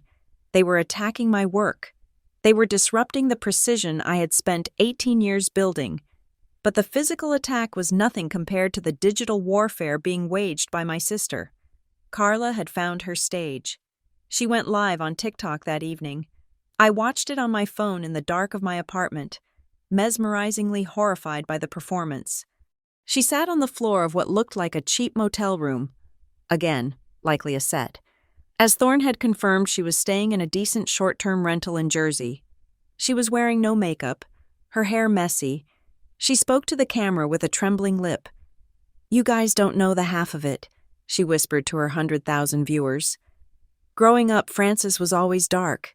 She used to hurt me. She would lock me in the closet for hours.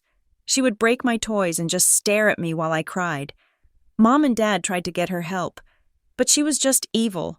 And now she has all this money, and she laughs at us. She literally laughed in my face when I told her Mom couldn't afford her heart medication. Tears rolled down her cheeks. The comments section scrolled by so fast it was a blur of neon text. What a monster! Boycott Meridian! Someone needs to teach her a lesson. Stay strong.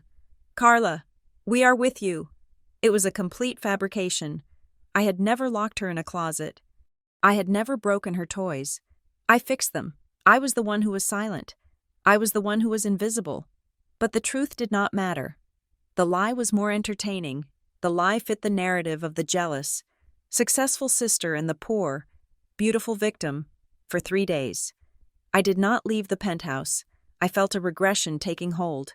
I was 28 years old, a CEO, a master of my craft. Yet I felt exactly like the 10-year-old girl at Riverwood. I was isolated. I was the freak the other kids whispered about. The world was a chaotic, noisy place that wanted to crush me, and my only defense was to make myself smaller, to disappear. I sat in my living room with the lights off, listening to the ticking of my collection. Tick, tock, tick, tock. They were the only things that did not lie. They were the only things that did not judge. Then came the demand that turned my despair into something useful. It was Wednesday. Victoria Sterling called me. Her voice, usually sharp and confident, sounded weary. "Francis," she said, "Robert came to my office today. He has a new lawyer, a shark who specializes in high-profile settlements." "What does he want now?" I asked, staring at the rain streaking the glass. 100,000? 200? "No," Victoria said. "He is not asking for cash anymore. He says the stress of the lawsuit and the public outcry is destroying the family's health. He is offering a settlement to make it all go away. He calls it a reunification and management agreement." "What does that mean?" "He wants 51%, Victoria said. I gripped the phone. 51% of what?" "Of the Meridian caliber," she replied. "He claims that since the initial seed of your interest in watches came from genetic predisposition and family environment, the business is technically family property. He wants 51% controlling interest. He wants a seat on the board. And he wants Carla appointed as the creative director. In exchange, they will drop the lawsuit and issue a public statement saying it was all a misunderstanding." The silence on the line stretched for 10 seconds. He did not just want my money. He wanted my life. He wanted the one thing I had built with my own bleeding hands. He wanted to take the legacy of Arthur Vance, the man who had actually been a father to me, and corrupt it with his greed. He wanted to put his grifter hands on my tourbillons. He wanted Carla, who thought a watch was just a bracelet that ticked, to direct the aesthetic of my empire. It was an insult so profound, it burned away the fear. It burned away the shame. "Francis?" Victoria asked. "Are you there?" "I am here," I said. My voice sounded different. The tremor was gone. It was cold. It was hard. It was the sound of a bolt sliding into place. "Tell him no." "Obviously," Victoria said. "But Francis, the PR damage is getting worse. If we go to court, it will drag on for months. The tabloids will feast on every discovery motion." "Let them feast," I said. "I am done hiding. Victoria, I am done playing defense. Defensive engineering is for structures that expect to be hit. I am not a structure. I am a machine, and I am going to dismantle them." "What are you going to do?"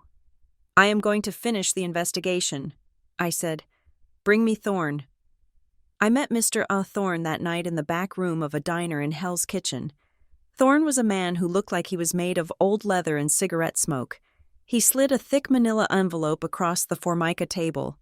It was heavy. It landed with a thud that sounded like a judge's gavel. "You wanted the deep dive," Thorne grunted, sipping black coffee. "You got the Mariana Trench. These people, they aren't just messy. Ms. Tillingham, they are career criminals. Stupid ones, but criminals nonetheless." I opened the file. I began to read. The first section detailed my mother, Elena. She has been claiming disability benefits for 12 years, Thorne explained, pointing to a document with a government seal. Back injury, claims she can't walk without assistance. That's why she had the cane in the photo. But here, he slid a series of photos across the table. Here she is 3 weeks ago at a salsa dancing class in Jersey City, and here she is carrying 2 cases of wine up a flight of stairs. That is federal fraud. 10 years in prison. Easy. I nodded. I turned the page. Robert is worse, Thorne continued. You know about the boat insurance scam in '98? Well, he did it again in 2010 with a warehouse fire. But the real kicker is the investment fund he ran in Florida. It was a Ponzi scheme. He ripped off retirees for $300,000 before skipping town. The statute of limitations hasn't run out because he fled the jurisdiction. There is an active warrant for his arrest in Dade County. He's been using a slightly altered Social Security number to dodge it. My father was not just a deadbeat. He was a fugitive. And the siblings? I asked. Marcus is a petty thief, Thorne said dismissively. Burglary, auto theft, typical addict behavior. But Carla is interesting. He tapped a photo of my sister holding a designer handbag. She sells luxury goods on eBay and Poshmark, Thorne said. Gucci, Louis Vuitton, Hermes, all fake, high-quality fakes from China, but fakes. She sells them as pre-loved authentic. That is wire fraud and trademark counterfeiting. But here is the beautiful part. She uses her own bank account for the transactions. The paper trail is a straight line from the customer to her pocket. I looked at the documents, the bank statements, the photos, the warrant, for weeks. They had been attacking me with lies. They had painted a picture of me as a monster using nothing but smoke and mirrors. And all the while, I had been sitting on the truth. I had been afraid to use it because I thought it would make me look petty. I thought getting into the mud with them would dirty me. But I realize now that the truth is not mud. The truth is a solvent. It cleans. Is this enough? Thorne asked. To get them off your back? I closed the file. I ran my hand over the cover. It felt cool to the touch. I don't want them off my back. Mr. Thorne, I said. I want them in a cage. I stood up. I placed a thick envelope of cash on the table for his services. Keep digging, I said. I want to know everything. I want to know where they eat. I want to know who they rent from. I want to know the name of the police officer in Florida who holds that warrant. What are you planning? Thorne asked, a hint of admiration in his tired eyes. I am planning a reunion, I said. They wanted to be part of my world? They wanted to be famous? I am going to give them exactly what they asked for. I walked out of the diner and into the cool night air. The city was still noisy.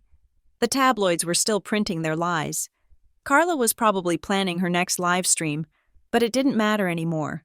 The anxiety that had gripped my chest for weeks had vanished, replaced by the calm, rhythmic certainty of a ticking clock. I went back to the penthouse. I sat at my desk. I pulled out a sheet of my heavy cream-colored stationery. I picked up my fountain pen. I began to draft the press release. The Meridian Caliber Charity Gala, a night of timeless truth. Special announcement regarding the Tillingham legacy. I would invite the press. I would invite the police. And I would invite my family. They had tried to dismantle my life. Now, I would show them what happens when you try to break a machine that was built to survive the fire. I would not just say no. I would reset the timeline. And I would do it with the precision of a master watchmaker. The gears were in motion. The trap was set. All that was left was to wait for the strike of 12. A trap is not a weapon. It is a geometry. It is a calculation of angles, pressure points, and gravity to catch a rat. You use cheese to catch a narcissist. You use a mirror. My biological family was a collective organism of pure vanity, and I had spent the last week polishing the surface of the trap until it reflected exactly what they wanted to see, their own triumph. The press release went out on a Monday morning. It was a masterpiece of ambiguity. The Meridian Caliber invites you to the gala of the decade, a night of charity, horological excellence, and a historic announcement regarding the future ownership and direction of the Tillingham legacy. I did not lie. Every word was true. I was going to announce the future of the legacy. I just neglected to mention that the future involved a prison cell. The reaction was immediate. Victoria Sterling called me within the hour. They took the bait. Francis, Robert's lawyer called. They are interpreting historic announcement as your capitulation. They think you are going to announce the partnership. They have agreed to a temporary stay on the lawsuit to attend the gala as guests of honor. Excellent, I said, adjusting the cuffs of my silk blouse. Make sure they have the VIP table, center stage. I want them to have the best view in the house. The venue was the Grand Ballroom at the Pierre Hotel. I rented it for $60,000 for the night. It was a space of gilded moldings, crystal chandeliers, and history. It was the kind of place my parents had always believed they deserved. Despite having done nothing to earn it, the night of the gala arrived with a crisp October chill. I arrived early to inspect the perimeter. I checked the lighting, the sound system, and the placement of the projection screen, which was currently retracted into the ceiling, invisible. I checked with Daniels, who was stationed at the main entrance. "The assets are in place?" I asked. "Yes, ma'am," Daniels replied, tapping his earpiece. "The plainclothes officers are seated at tables 9 and 10. The detectives from the Economic Crimes Unit are in the green room, waiting for your signal, and the press pool is set up in the back." "Good," I said. "Let them in." At 7 o'clock, the doors opened. The elite of New York streamed in, women in couture gowns, men in bespoke tuxedos. They were my clients, my peers, the people who respected the sanctity of time, and then they arrived. I watched from the balcony as my biological family entered the room. It was a study in grotesque mimicry. Robert was wearing a tuxedo that was clearly a rental. The sleeves were a fraction of an inch too short, exposing his cheap wristwatch. He walked with a strut, puffing his chest out, nodding to people he did not know as if he were the host. Elena was wearing a sequined gold dress that was far too young for her, dragging a fur stole that looked like it had been molting. She was not using her cane tonight. Apparently, the miracle of impending wealth had cured her disability. Carla was the most tragic. She wore a dress that was a direct knockoff of a Versace piece, likely one of the counterfeits she sold. She was filming everything on her phone, pivoting around to catch the chandeliers, the waiters, and her own reflection. Marcus trailed behind them, looking uncomfortable in a suit that was tight around the shoulders, his eyes darting toward the open bar. I descended the staircase. The crowd parted for me. I wore a gown of midnight blue velvet, simple and severe. I wore no jewelry except for Arthur Vance's silver pocket watch on a long chain around my neck. "Francis," Robert boomed when he saw me.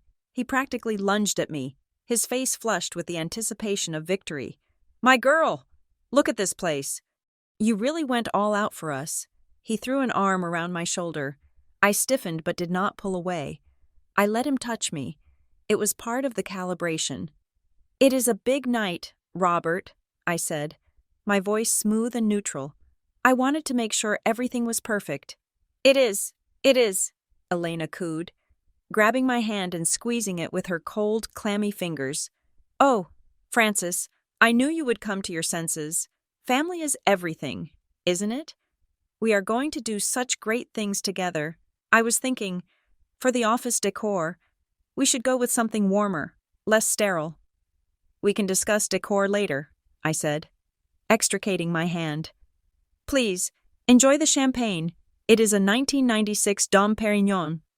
1996, Robert repeated loudly for the benefit of a passing waiter. "A good year, a very good year." I moved away, suppressing the urge to sanitize my skin. I watched them circulate. It was like watching a virus infect a host. Carla cornered the editor of Vogue, who looked like she wanted to call security. I heard snippets of Carla's pitch.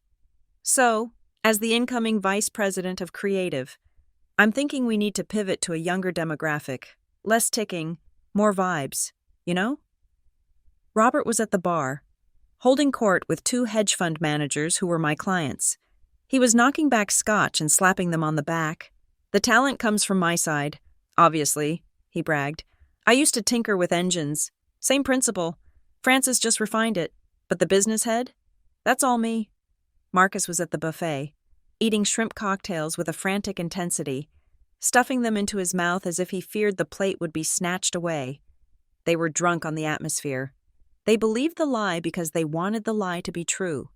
They believed that they could abuse a child, abandon her, slander her, and then simply walk back into her life and claim the rewards of her suffering because blood demanded it. They were operating on a logic of entitlement that defied physics. At 9 o'clock, the lights dimmed. The auction began. I stood in the wings of the stage, watching. We sold a 1940 Rolex for $80,000. We sold a Jaeger LeCoultre for $120,000. The money was piling up. "And now," the auctioneer announced, his voice booming through the hall, "the final lot of the evening, a unique piece, created by Frances Tillingham herself. Ladies and gentlemen, I present the Phoenix." A spotlight hit the pedestal in the center of the stage. The velvet cloth was pulled away. The Phoenix was a masterpiece. It was a pocket watch encased in platinum. The face was open-worked, revealing the heartbeat of the machine. It featured a perpetual calendar, a minute repeater, and a tourbillon. But the true beauty was the engraving on the back, a pair of hands holding a gear. It was a tribute to Arthur and Margaret Vance. "Bidding starts at $200,000, the auctioneer said. "250, shouted a tech billionaire in the front row. 300, 500,000. The room was electric. I saw Robert and Elena at their table. They were clutching each other's hands, their eyes wide with greed. They were calculating their 51% share of that number. They were already spending the money in their heads. The gavel fell at $1,200,000. The room erupted in applause. I walked onto the stage. The applause grew louder. I stood at the podium, gripping the edges until my knuckles were white. This was it. The mainspring was fully wound. "Thank you," I said into the microphone. My voice was amplified, crisp and commanding. "Thank you all for being here. Tonight is about history. It is about understanding where we come from and where we are going." I looked down at the VIP table. Robert stood up. He buttoned his jacket. He nudged Elena, who stood up beside him, beaming a smile that was all teeth. Carla and Marcus stood up too, looking like a royal family waiting to be crowned. They expected me to call them up. They expected the confetti. "Many of you have read the recent stories in the press," I continued. "Stories about my origins, about my family." I paused. The room went silent. "My parents are here tonight," I said. "Robert and Elena. Please, look at them." The spotlight swung to their table. They waved. Robert did a little bow. "They claim that I have forgotten my roots," I said. "They claim that I owe them a debt. They claim that blood is a binding contract." I looked directly at Robert. His smile faltered slightly. He sensed a shift in the frequency. "I agree," I said. "We should examine the contract. Daniels, roll the footage." The giant screen behind me descended. The lights in the ballroom cut out completely, leaving only the screen glowing in the darkness. It did not show a montage of happy family memories. It showed a document. It was yellowed, scanned in high resolution. The header read, "State of Washington, Department of Social Services, Relinquishment of Parental Rights."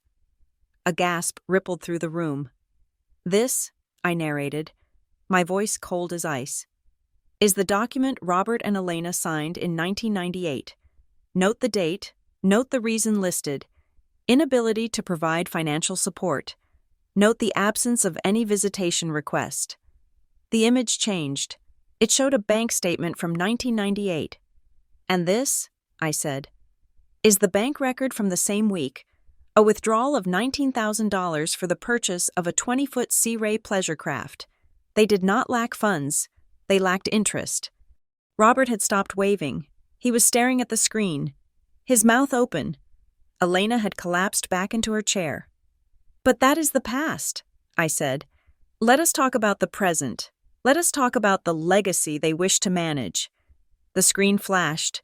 It was a montage of the evidence Thorne had collected. Photo: Elena carrying wine cases. Document: Disability claim for severe mobility impairment. Headline: Federal disability fraud. Photo: Carla's Poshmark page listing a Gucci bag for $2,000. Side-by-side comparison: the bag she was selling versus a verified authentic bag, highlighting the stitching errors. Headline: Trademark counterfeiting and wire fraud. Document: The Florida arrest warrant for Robert. Headline: Fugitive from justice. Grand larceny. Ponzi scheme. The room was no longer silent. It was buzzing with shock, whispers, and the clicking of camera shutters. The press pool in the back was going wild. I saw Carla trying to hide behind her menu. Marcus was looking for an exit, but Daniels was standing in front of the doors. "You wanted to be part of my business," I said to them, my voice booming like the voice of a judge. "You wanted 51%. You wanted the world to know who you are. Well, now they know. You are not victims. You are not parents. You are frauds." Robert turned purple. He knocked over his chair as he stood up, pointing a shaking finger at me. "You bitch! You ungrateful little...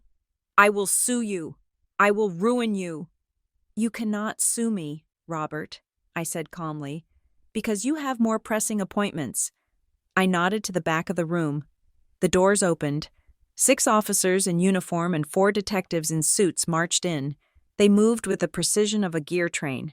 The crowd parted. The officers approached the VIP table. "Robert Tillingham?" a detective asked, holding up a badge. "I have a warrant for your arrest for extradition to Florida. And we have some questions about your current investment solicitations." "Elena Tillingham?" another officer said, stepping toward my mother. "We are with the Social Security Administration Office of the Inspector General. We need to have a conversation about your disability status." "Carla Tillingham?" A third detective approached my sister, who was now crying real tears, mascara running down her face. "We have a warrant for trafficking in counterfeit goods." It was chaos. Robert was shouting, trying to resist as they cuffed him. "This is a mistake. She set us up. She's crazy." Elena was wailing. My legs, I can't walk," as the officer firmly escorted her out, ignoring the fact that she had just been standing on those legs moments ago. Carla was screaming at her phone, which she was still holding, trying to live stream her own arrest. "Guys, she's framing me. Help!" Only Marcus was silent. He sat in his chair, head in his hands, accepting the inevitable. He knew the math. He knew the debt had finally come due. I stood on the stage, watching them be dragged out of the ballroom. I did not smile. I did not gloat. I simply watched the mechanism function. The broken parts were being removed. The obstruction was being cleared. When the doors finally closed behind them, the room was deadly silent. 300 people were staring at me. They were shocked, yes, but they were also impressed. They had just witnessed a restoration. I had stripped away the rust and revealed the truth. I leaned into the microphone one last time. "I apologize for the interruption," I said. "As I was saying, the proceeds from tonight's auction, all $1.2 million, will not be going to the Tillingham Family Trust. They will be donated immediately to the Legal Aid Society for Foster Children, to ensure that no child is ever treated like a surplus asset again." For a second, nobody moved. Then, one person started clapping. It was Mr. Vanderhoven, the client who had canceled his contract. He stood up slowly. Then another person stood. Then another. Within 10 seconds, the entire ballroom was on its feet. The applause was a roar. It washed over me, a wave of validation. But I did not need their applause. I touched the silver watch around my neck. I felt the steady tick-tock against my skin. The time was exactly 10 o'clock. The gears were aligned. The family was gone. And I was, finally, the only Tillingham that mattered. The silence that followed the video presentation was not empty. It was heavy, suffocating, and absolute. It was the kind of silence that occurs after a catastrophic structural failure, the split second between the collapse of the building and the rising of the dust cloud. The room, filled with 300 of the most influential people in New York, held its collective breath. Robert and Elena stood frozen at the VIP table. The color had drained from their faces, leaving them looking gray and sickly under the crystal chandeliers. They looked like wax figures that had been left too close to a fire, their features melting into expressions of grotesque horror, the illusion of the loving parents, the struggling victims, the noble elders. It had all been vaporized in less than 3 minutes of high-definition projection. Then, the murmuring began. It started as a low hum, like the buzzing of a disturbed hive, and quickly swelled into a roar of whispers and gasps. Fingers pointed, eyes narrowed, the social elite of Manhattan, a group that prized reputation above all else, recoiled from the Tillingham family as if they were contagious. Did you see the fraud papers? They abandoned her? For a boat? And the mother is faking the disability? Look at her standing there. The whispers were sharp, piercing the air like shrapnel. Carla was the first to break the paralysis. Her narcissism, fueled by a lifetime of indulgence, could not process the reality of her exposure. She did not feel shame. She felt a frantic need to control the spin. She dropped her phone, which hit the floor with a crack, and lunged toward the stage. "No, no, it is fake," she screamed, her voice shrill and breaking. "She edited it. It is AI. It is a deepfake. Let me speak." She scrambled toward the stairs leading to the podium, her eyes wild, her hand reaching for the microphone stand as if it were a weapon. She wanted to drown out the truth with noise. She wanted to cry, to manipulate, to perform the role of the victim one last time. She never made it to the first step. Daniels moved with the efficiency of a hydraulic press. He stepped in front of her, his massive frame blocking her path completely. He did not shove her. He simply occupied the space she wanted to be in. Carla collided with his chest and bounced back, stumbling in her high heels. "Please return to your seat, Ms. Tillingham," Daniel said, his voice low but audible to the front rows. "Get out of my way!" Carla shrieked, clawing at his sleeve. "I am the vice president. I am the creative director. You work for me." "You are a guest," Daniels corrected, "and your invitation has been revoked," while Carla threw her tantrum. The real mechanism of justice began to turn. The detectives from the Economic Crimes Unit, who had been waiting in the wings like coiled springs, moved toward the VIP table. They did not look at Carla or Marcus. They looked only at Robert. My father saw them coming.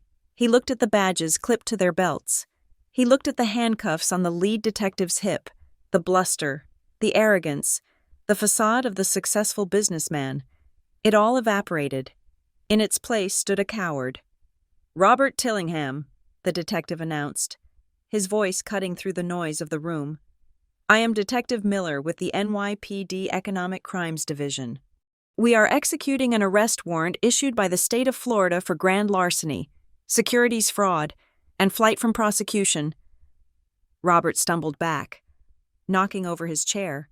No, wait," he stammered, holding up his hands. "That was years ago. I cleared that up. This is a misunderstanding. My daughter Frances, tell them." He looked up at me, his eyes pleading. "Frances, tell them we are partners. Tell them I am an advisor. You can't let them take me in front of these people." I stood on the podium, looking down at him. I felt nothing, no pity, no anger, just the cool satisfaction of seeing a variable resolved. "I cannot tell them that, Robert," I said into the microphone, "because it would be perjury. You are not my partner. You are a liability." The detective grabbed Robert's wrist. The click of the handcuffs was sharp and metallic, a sound I found infinitely more pleasing than the chime of any grandfather clock. "You have the right to remain silent," the detective recited, as the reality of the arrest set in. Elena realized that the ship was sinking. And like the parasite she was, she immediately tried to detach herself from the host she had been feeding on for 30 years. She turned on Robert with a ferocity that shocked even me. "It is him!" Elena screamed. Pointing a trembling finger at her husband, she looked around at the crowd. Her face twisted into a mask of frantic victimhood. "He made me do it! He controls everything! I didn't know about the fraud. I am a sick woman. He forced me to sign those papers in '98. He threatened me." She abandoned him instantly. There was no loyalty in their bond, only a shared greed, now that the greed could no longer be fed. The bond dissolved. She turned her gaze toward me. She saw Robert in handcuffs, and she calculated that her only chance of survival lay in the daughter she had thrown away. She began to hobble toward the stage. Forgetting that minutes ago she had been standing perfectly straight, she adopted a limp. She squeezed tears from her eyes. "Francis," she wailed, reaching out with both hands. "My baby. You know Mommy loves you. You know I wanted to keep you. He made me choose. I have suffered every day without you. Please, don't let them do this to me. I am your mother." She reached the edge of the stage. She looked up at me, her mascara running, her face a portrait of pathetic manipulation. She expected me to crumble. She expected the blood bond to override the logic of my life. She thought that if she cried loud enough, I would revert to the 10-year-old girl under the table, desperate for a crumb of affection. I looked her in the eye. I leaned into the microphone. I let the silence hang for 3 seconds, letting the tension build until it was palpable. "You are not a victim, Elena," I said. My voice was steady, magnified by the speakers, filling every corner of the ballroom. "You are an accomplice." Elena froze. "You say you suffered?"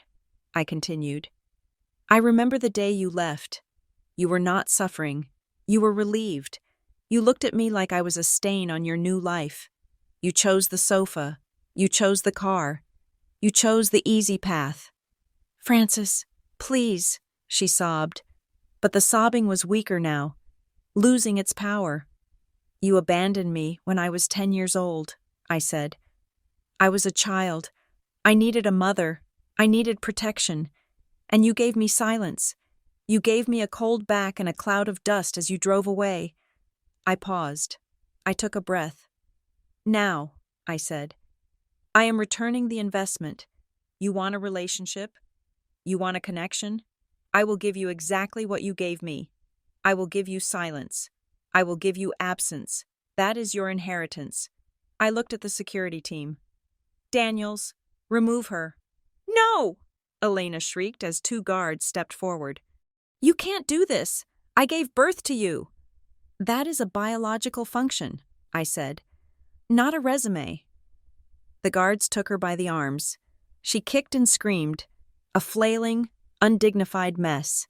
As they dragged her backward toward the exit, she was still shouting about her rights, about her bad heart, about how ungrateful I was, but her voice was fading, swallowed by the sheer size of the room and the indifference of the crowd.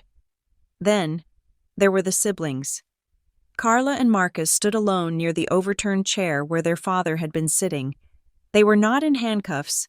The police had prioritized the fugitive with the interstate warrant, but their punishment was perhaps more severe for people of their vanity. They were stripped naked in the eyes of the city. Carla looked around the room. She saw the faces of the editors, the designers, the influencers she idolized. They were not looking at her with admiration. They were looking at her with revulsion. They were whispering about her fake bags, her lies, her desperate grasping. The door to the world she wanted to enter had not just closed, it had been welded shut. She was no longer a rising star. She was a pariah, a punchline. Marcus stood with his head down. He knew the game was over. He looked at me one last time, his eyes empty. There was no more anger in him, only the hollow realization that he had bet on the wrong horse and lost everything. He turned and began to walk toward the exit, not waiting to be escorted. Carla followed him, shielding her face with her purse, sobbing into the leather that everyone now knew was plastic. They were free to go. but they had nowhere to go. They were exiled from the kingdom of credibility. The room was quiet again, but the atmosphere had changed. The tension was gone, replaced by a sense of awe. The audience realized they had not just attended a gala, they had witnessed an execution, a moral cleaning. I adjusted the microphone. I looked down at the silver watch around my neck. It was ticking steadily. The disruption was cleared. The mechanism could now resume its proper function. I apologize for the theatrics, I said, allowing a small, rare smile to touch my lips. But sometimes, to restore a piece to its original condition, one must strip away the corrosion entirely. I gestured to the screen, where the logo of the Meridian Caliber was now displayed, shining and clean. Tonight was advertised as a charity gala, I said, and I intend to honor that. The proceeds from the sale of the Phoenix, $1,200,000, along with a matching personal donation of $2 million from my own accounts, will not be going to the family you just saw. I paused. The money will be used to establish the Tillingham Foundation, I announced. This foundation will have a singular mission: to provide vocational training, legal advocacy, and university scholarships for children aging out of the foster care system. It will provide tools for the ones who are told they are spare parts. It will provide a future for the ones left under the table. For a moment, there was silence. Then, Mr. Vanderhoven, the elderly billionaire who had canceled his contract with me days ago, stood up. He looked at me with tears in his eyes. He began to clap. It was a slow, heavy clap. Clap, clap, clap. Then the woman next to him stood up. Then the entire front row. Then the balcony. Within seconds, the grand ballroom at the Pierre Hotel was shaking with thunderous applause. It was not polite applause. It was a roar of support. It was a vindication. The tabloid reporters in the back of the room lowered their cameras. They knew the story had changed. The headline was no longer Ice Queen. The headline was Justice. The smear campaign had been drowned out by the truth. I stood there, letting the applause wash over me. It felt different than I expected. It did not feel like ego. It felt like structure. It felt like the satisfying click of a complication snapping into place. As the applause began to die down, the detectives began to move Robert toward the side exit. He had been watching the scene with wide, disbelief-filled eyes. He saw the crowd cheering for me. He saw the money, millions of dollars, being given away to strangers instead of him. The reality of his loss finally pierced his narcissism. He struggled against the officers, twisting his body to face me one last time. His face was purple with rage. "You can't do this!" he screamed, his voice raw and ragged. "I made you. I gave you life. I am your father." The room went deadly silent again. Everyone looked at me, waiting for the final response. I looked at the man being dragged away. I looked at his cheap suit, his greedy eyes, his utter lack of understanding of what it meant to build something. "No," I said. My voice was soft, but in the silence, it carried like a bell. "You are just a donor of genetic material. You are a biological accident." I touched the silver watch on my chest, the one Arthur Vance had given me when I was 18. "My father's name was Arthur Vance," I said. "He taught me that you are not defined by how you start. You are defined by how you work, and he would have been ashamed to know you." Robert opened his mouth to scream again, but the detectives shoved him through the double doors. The heavy wood slammed shut with a final, resonant thud. He was gone. I stood alone on the stage. The light was bright. The air was clean. The gears were turning. "Thank you all for coming," I said. "The auction is closed." I walked off the stage, my head high, the sound of my heels on the floor keeping perfect time with the beating of my heart. The imposters had fallen. The real Tillingham had just begun. The gavel that ended the auction was merely ceremonial, but the gavel that fell in the Florida Circuit Court 3 months later was heavy with the weight of finality.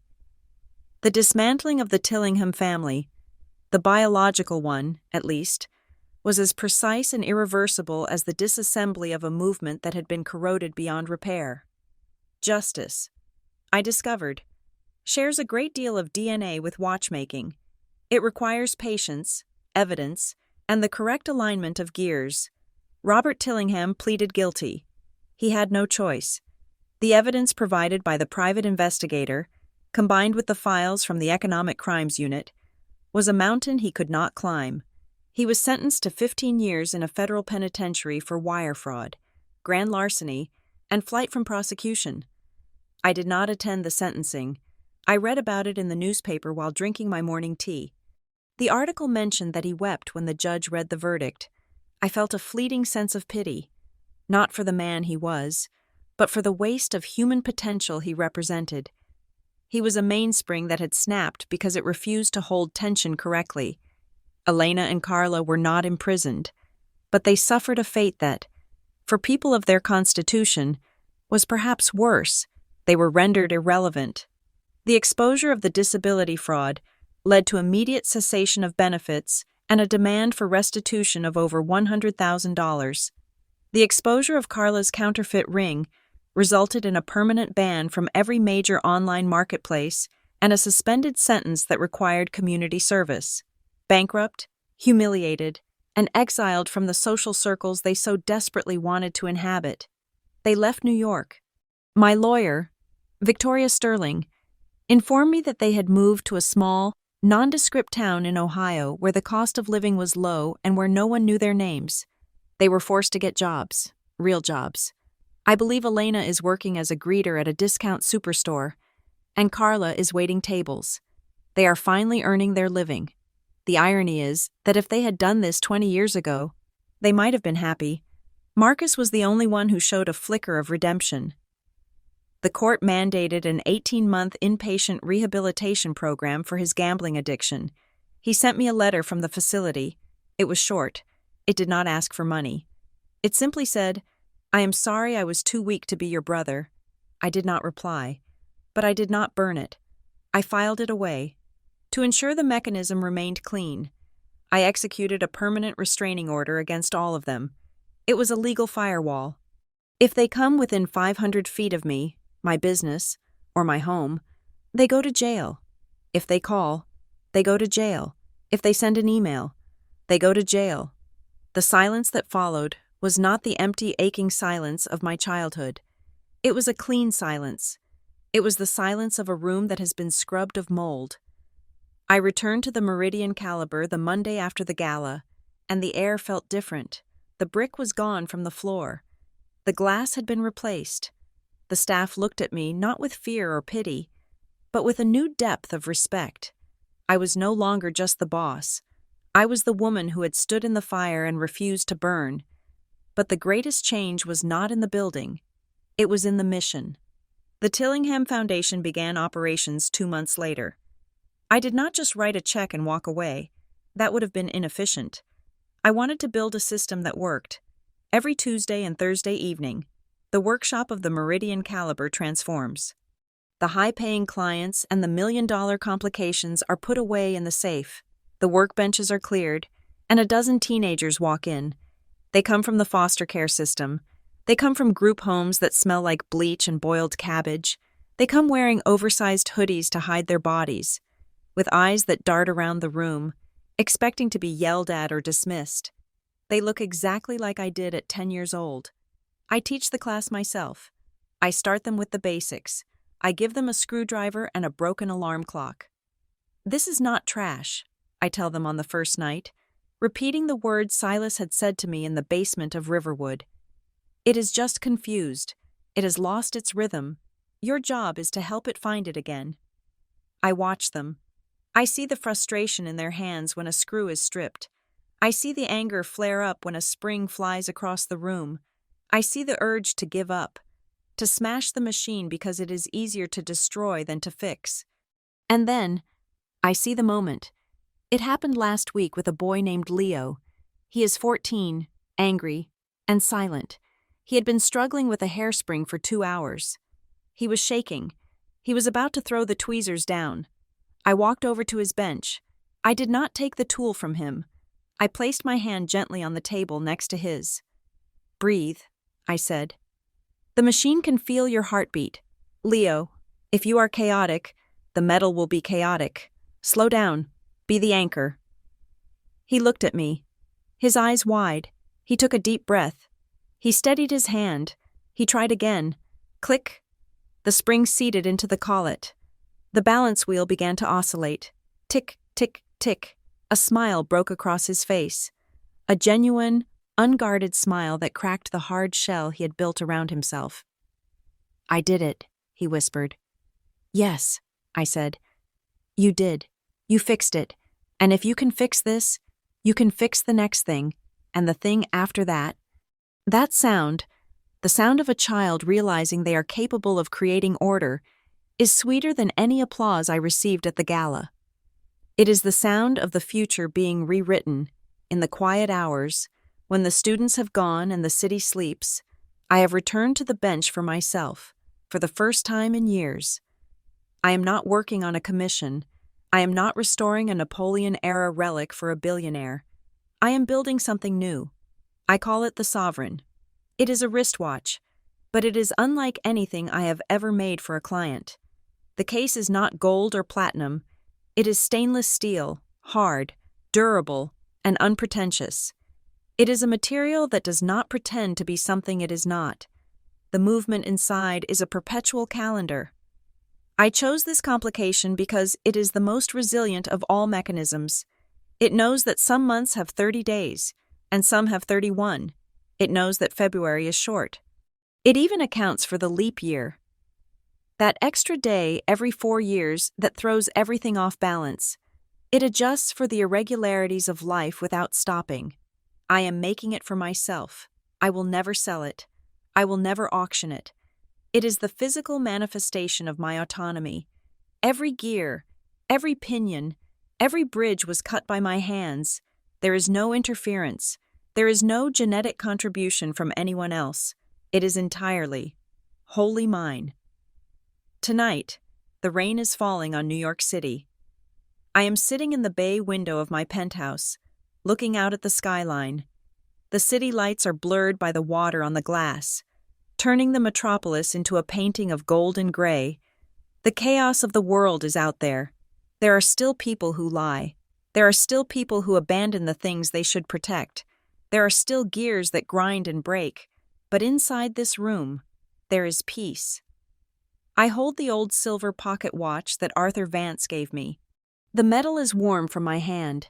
It is simple. It is scratched. It is perfect. I turn the crown. 1, 2, 3. I feel the tension of the mainspring building, storing the potential energy that will drive the future. Tick, tock, tick, tock. The sound is strong. It fills the room. It is no longer the sound of a countdown. The terrified waiting of a girl hiding under a table, wondering when the yelling will start. It is no longer the frantic racing of a woman trying to outrun her past.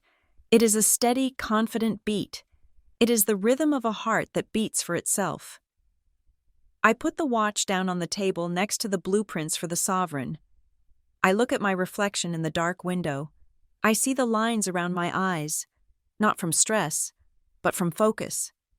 I see a woman who is whole. My family tried to dismantle me. They tried to sell me for parts. They treated me as waste, as the surplus material that didn't fit their design. But they forgot the first rule of mechanics. They used to say blood is thicker than water. That is false. Blood is just a fluid. It can spoil. It can carry disease. Purpose is thicker than blood. Shared values are stronger than DNA. They looked at me and saw a broken girl. Arthur Vance looked at me and saw a maker, and because of him, and because of the fire I had to walk through, I learned the most important lesson of all. Thank you so much for listening to my story. It has been a long journey from the shadows of that dining room table to the light of the workshop, and I'm grateful you stayed with me until the final tick. I would love to know where you are tuning in from today. Are you listening from a bustling city like New York, or perhaps somewhere quiet and peaceful? Please let me know in the comments below. I read every single one of them. And if you enjoyed this story of justice and redemption, please subscribe to the Sunday Drama Stories channel. Hit that like button and smash the hype button to help this story reach more people who might need to hear that they too can rebuild their lives. Until next time, take care of your time, for it is the most precious thing you own.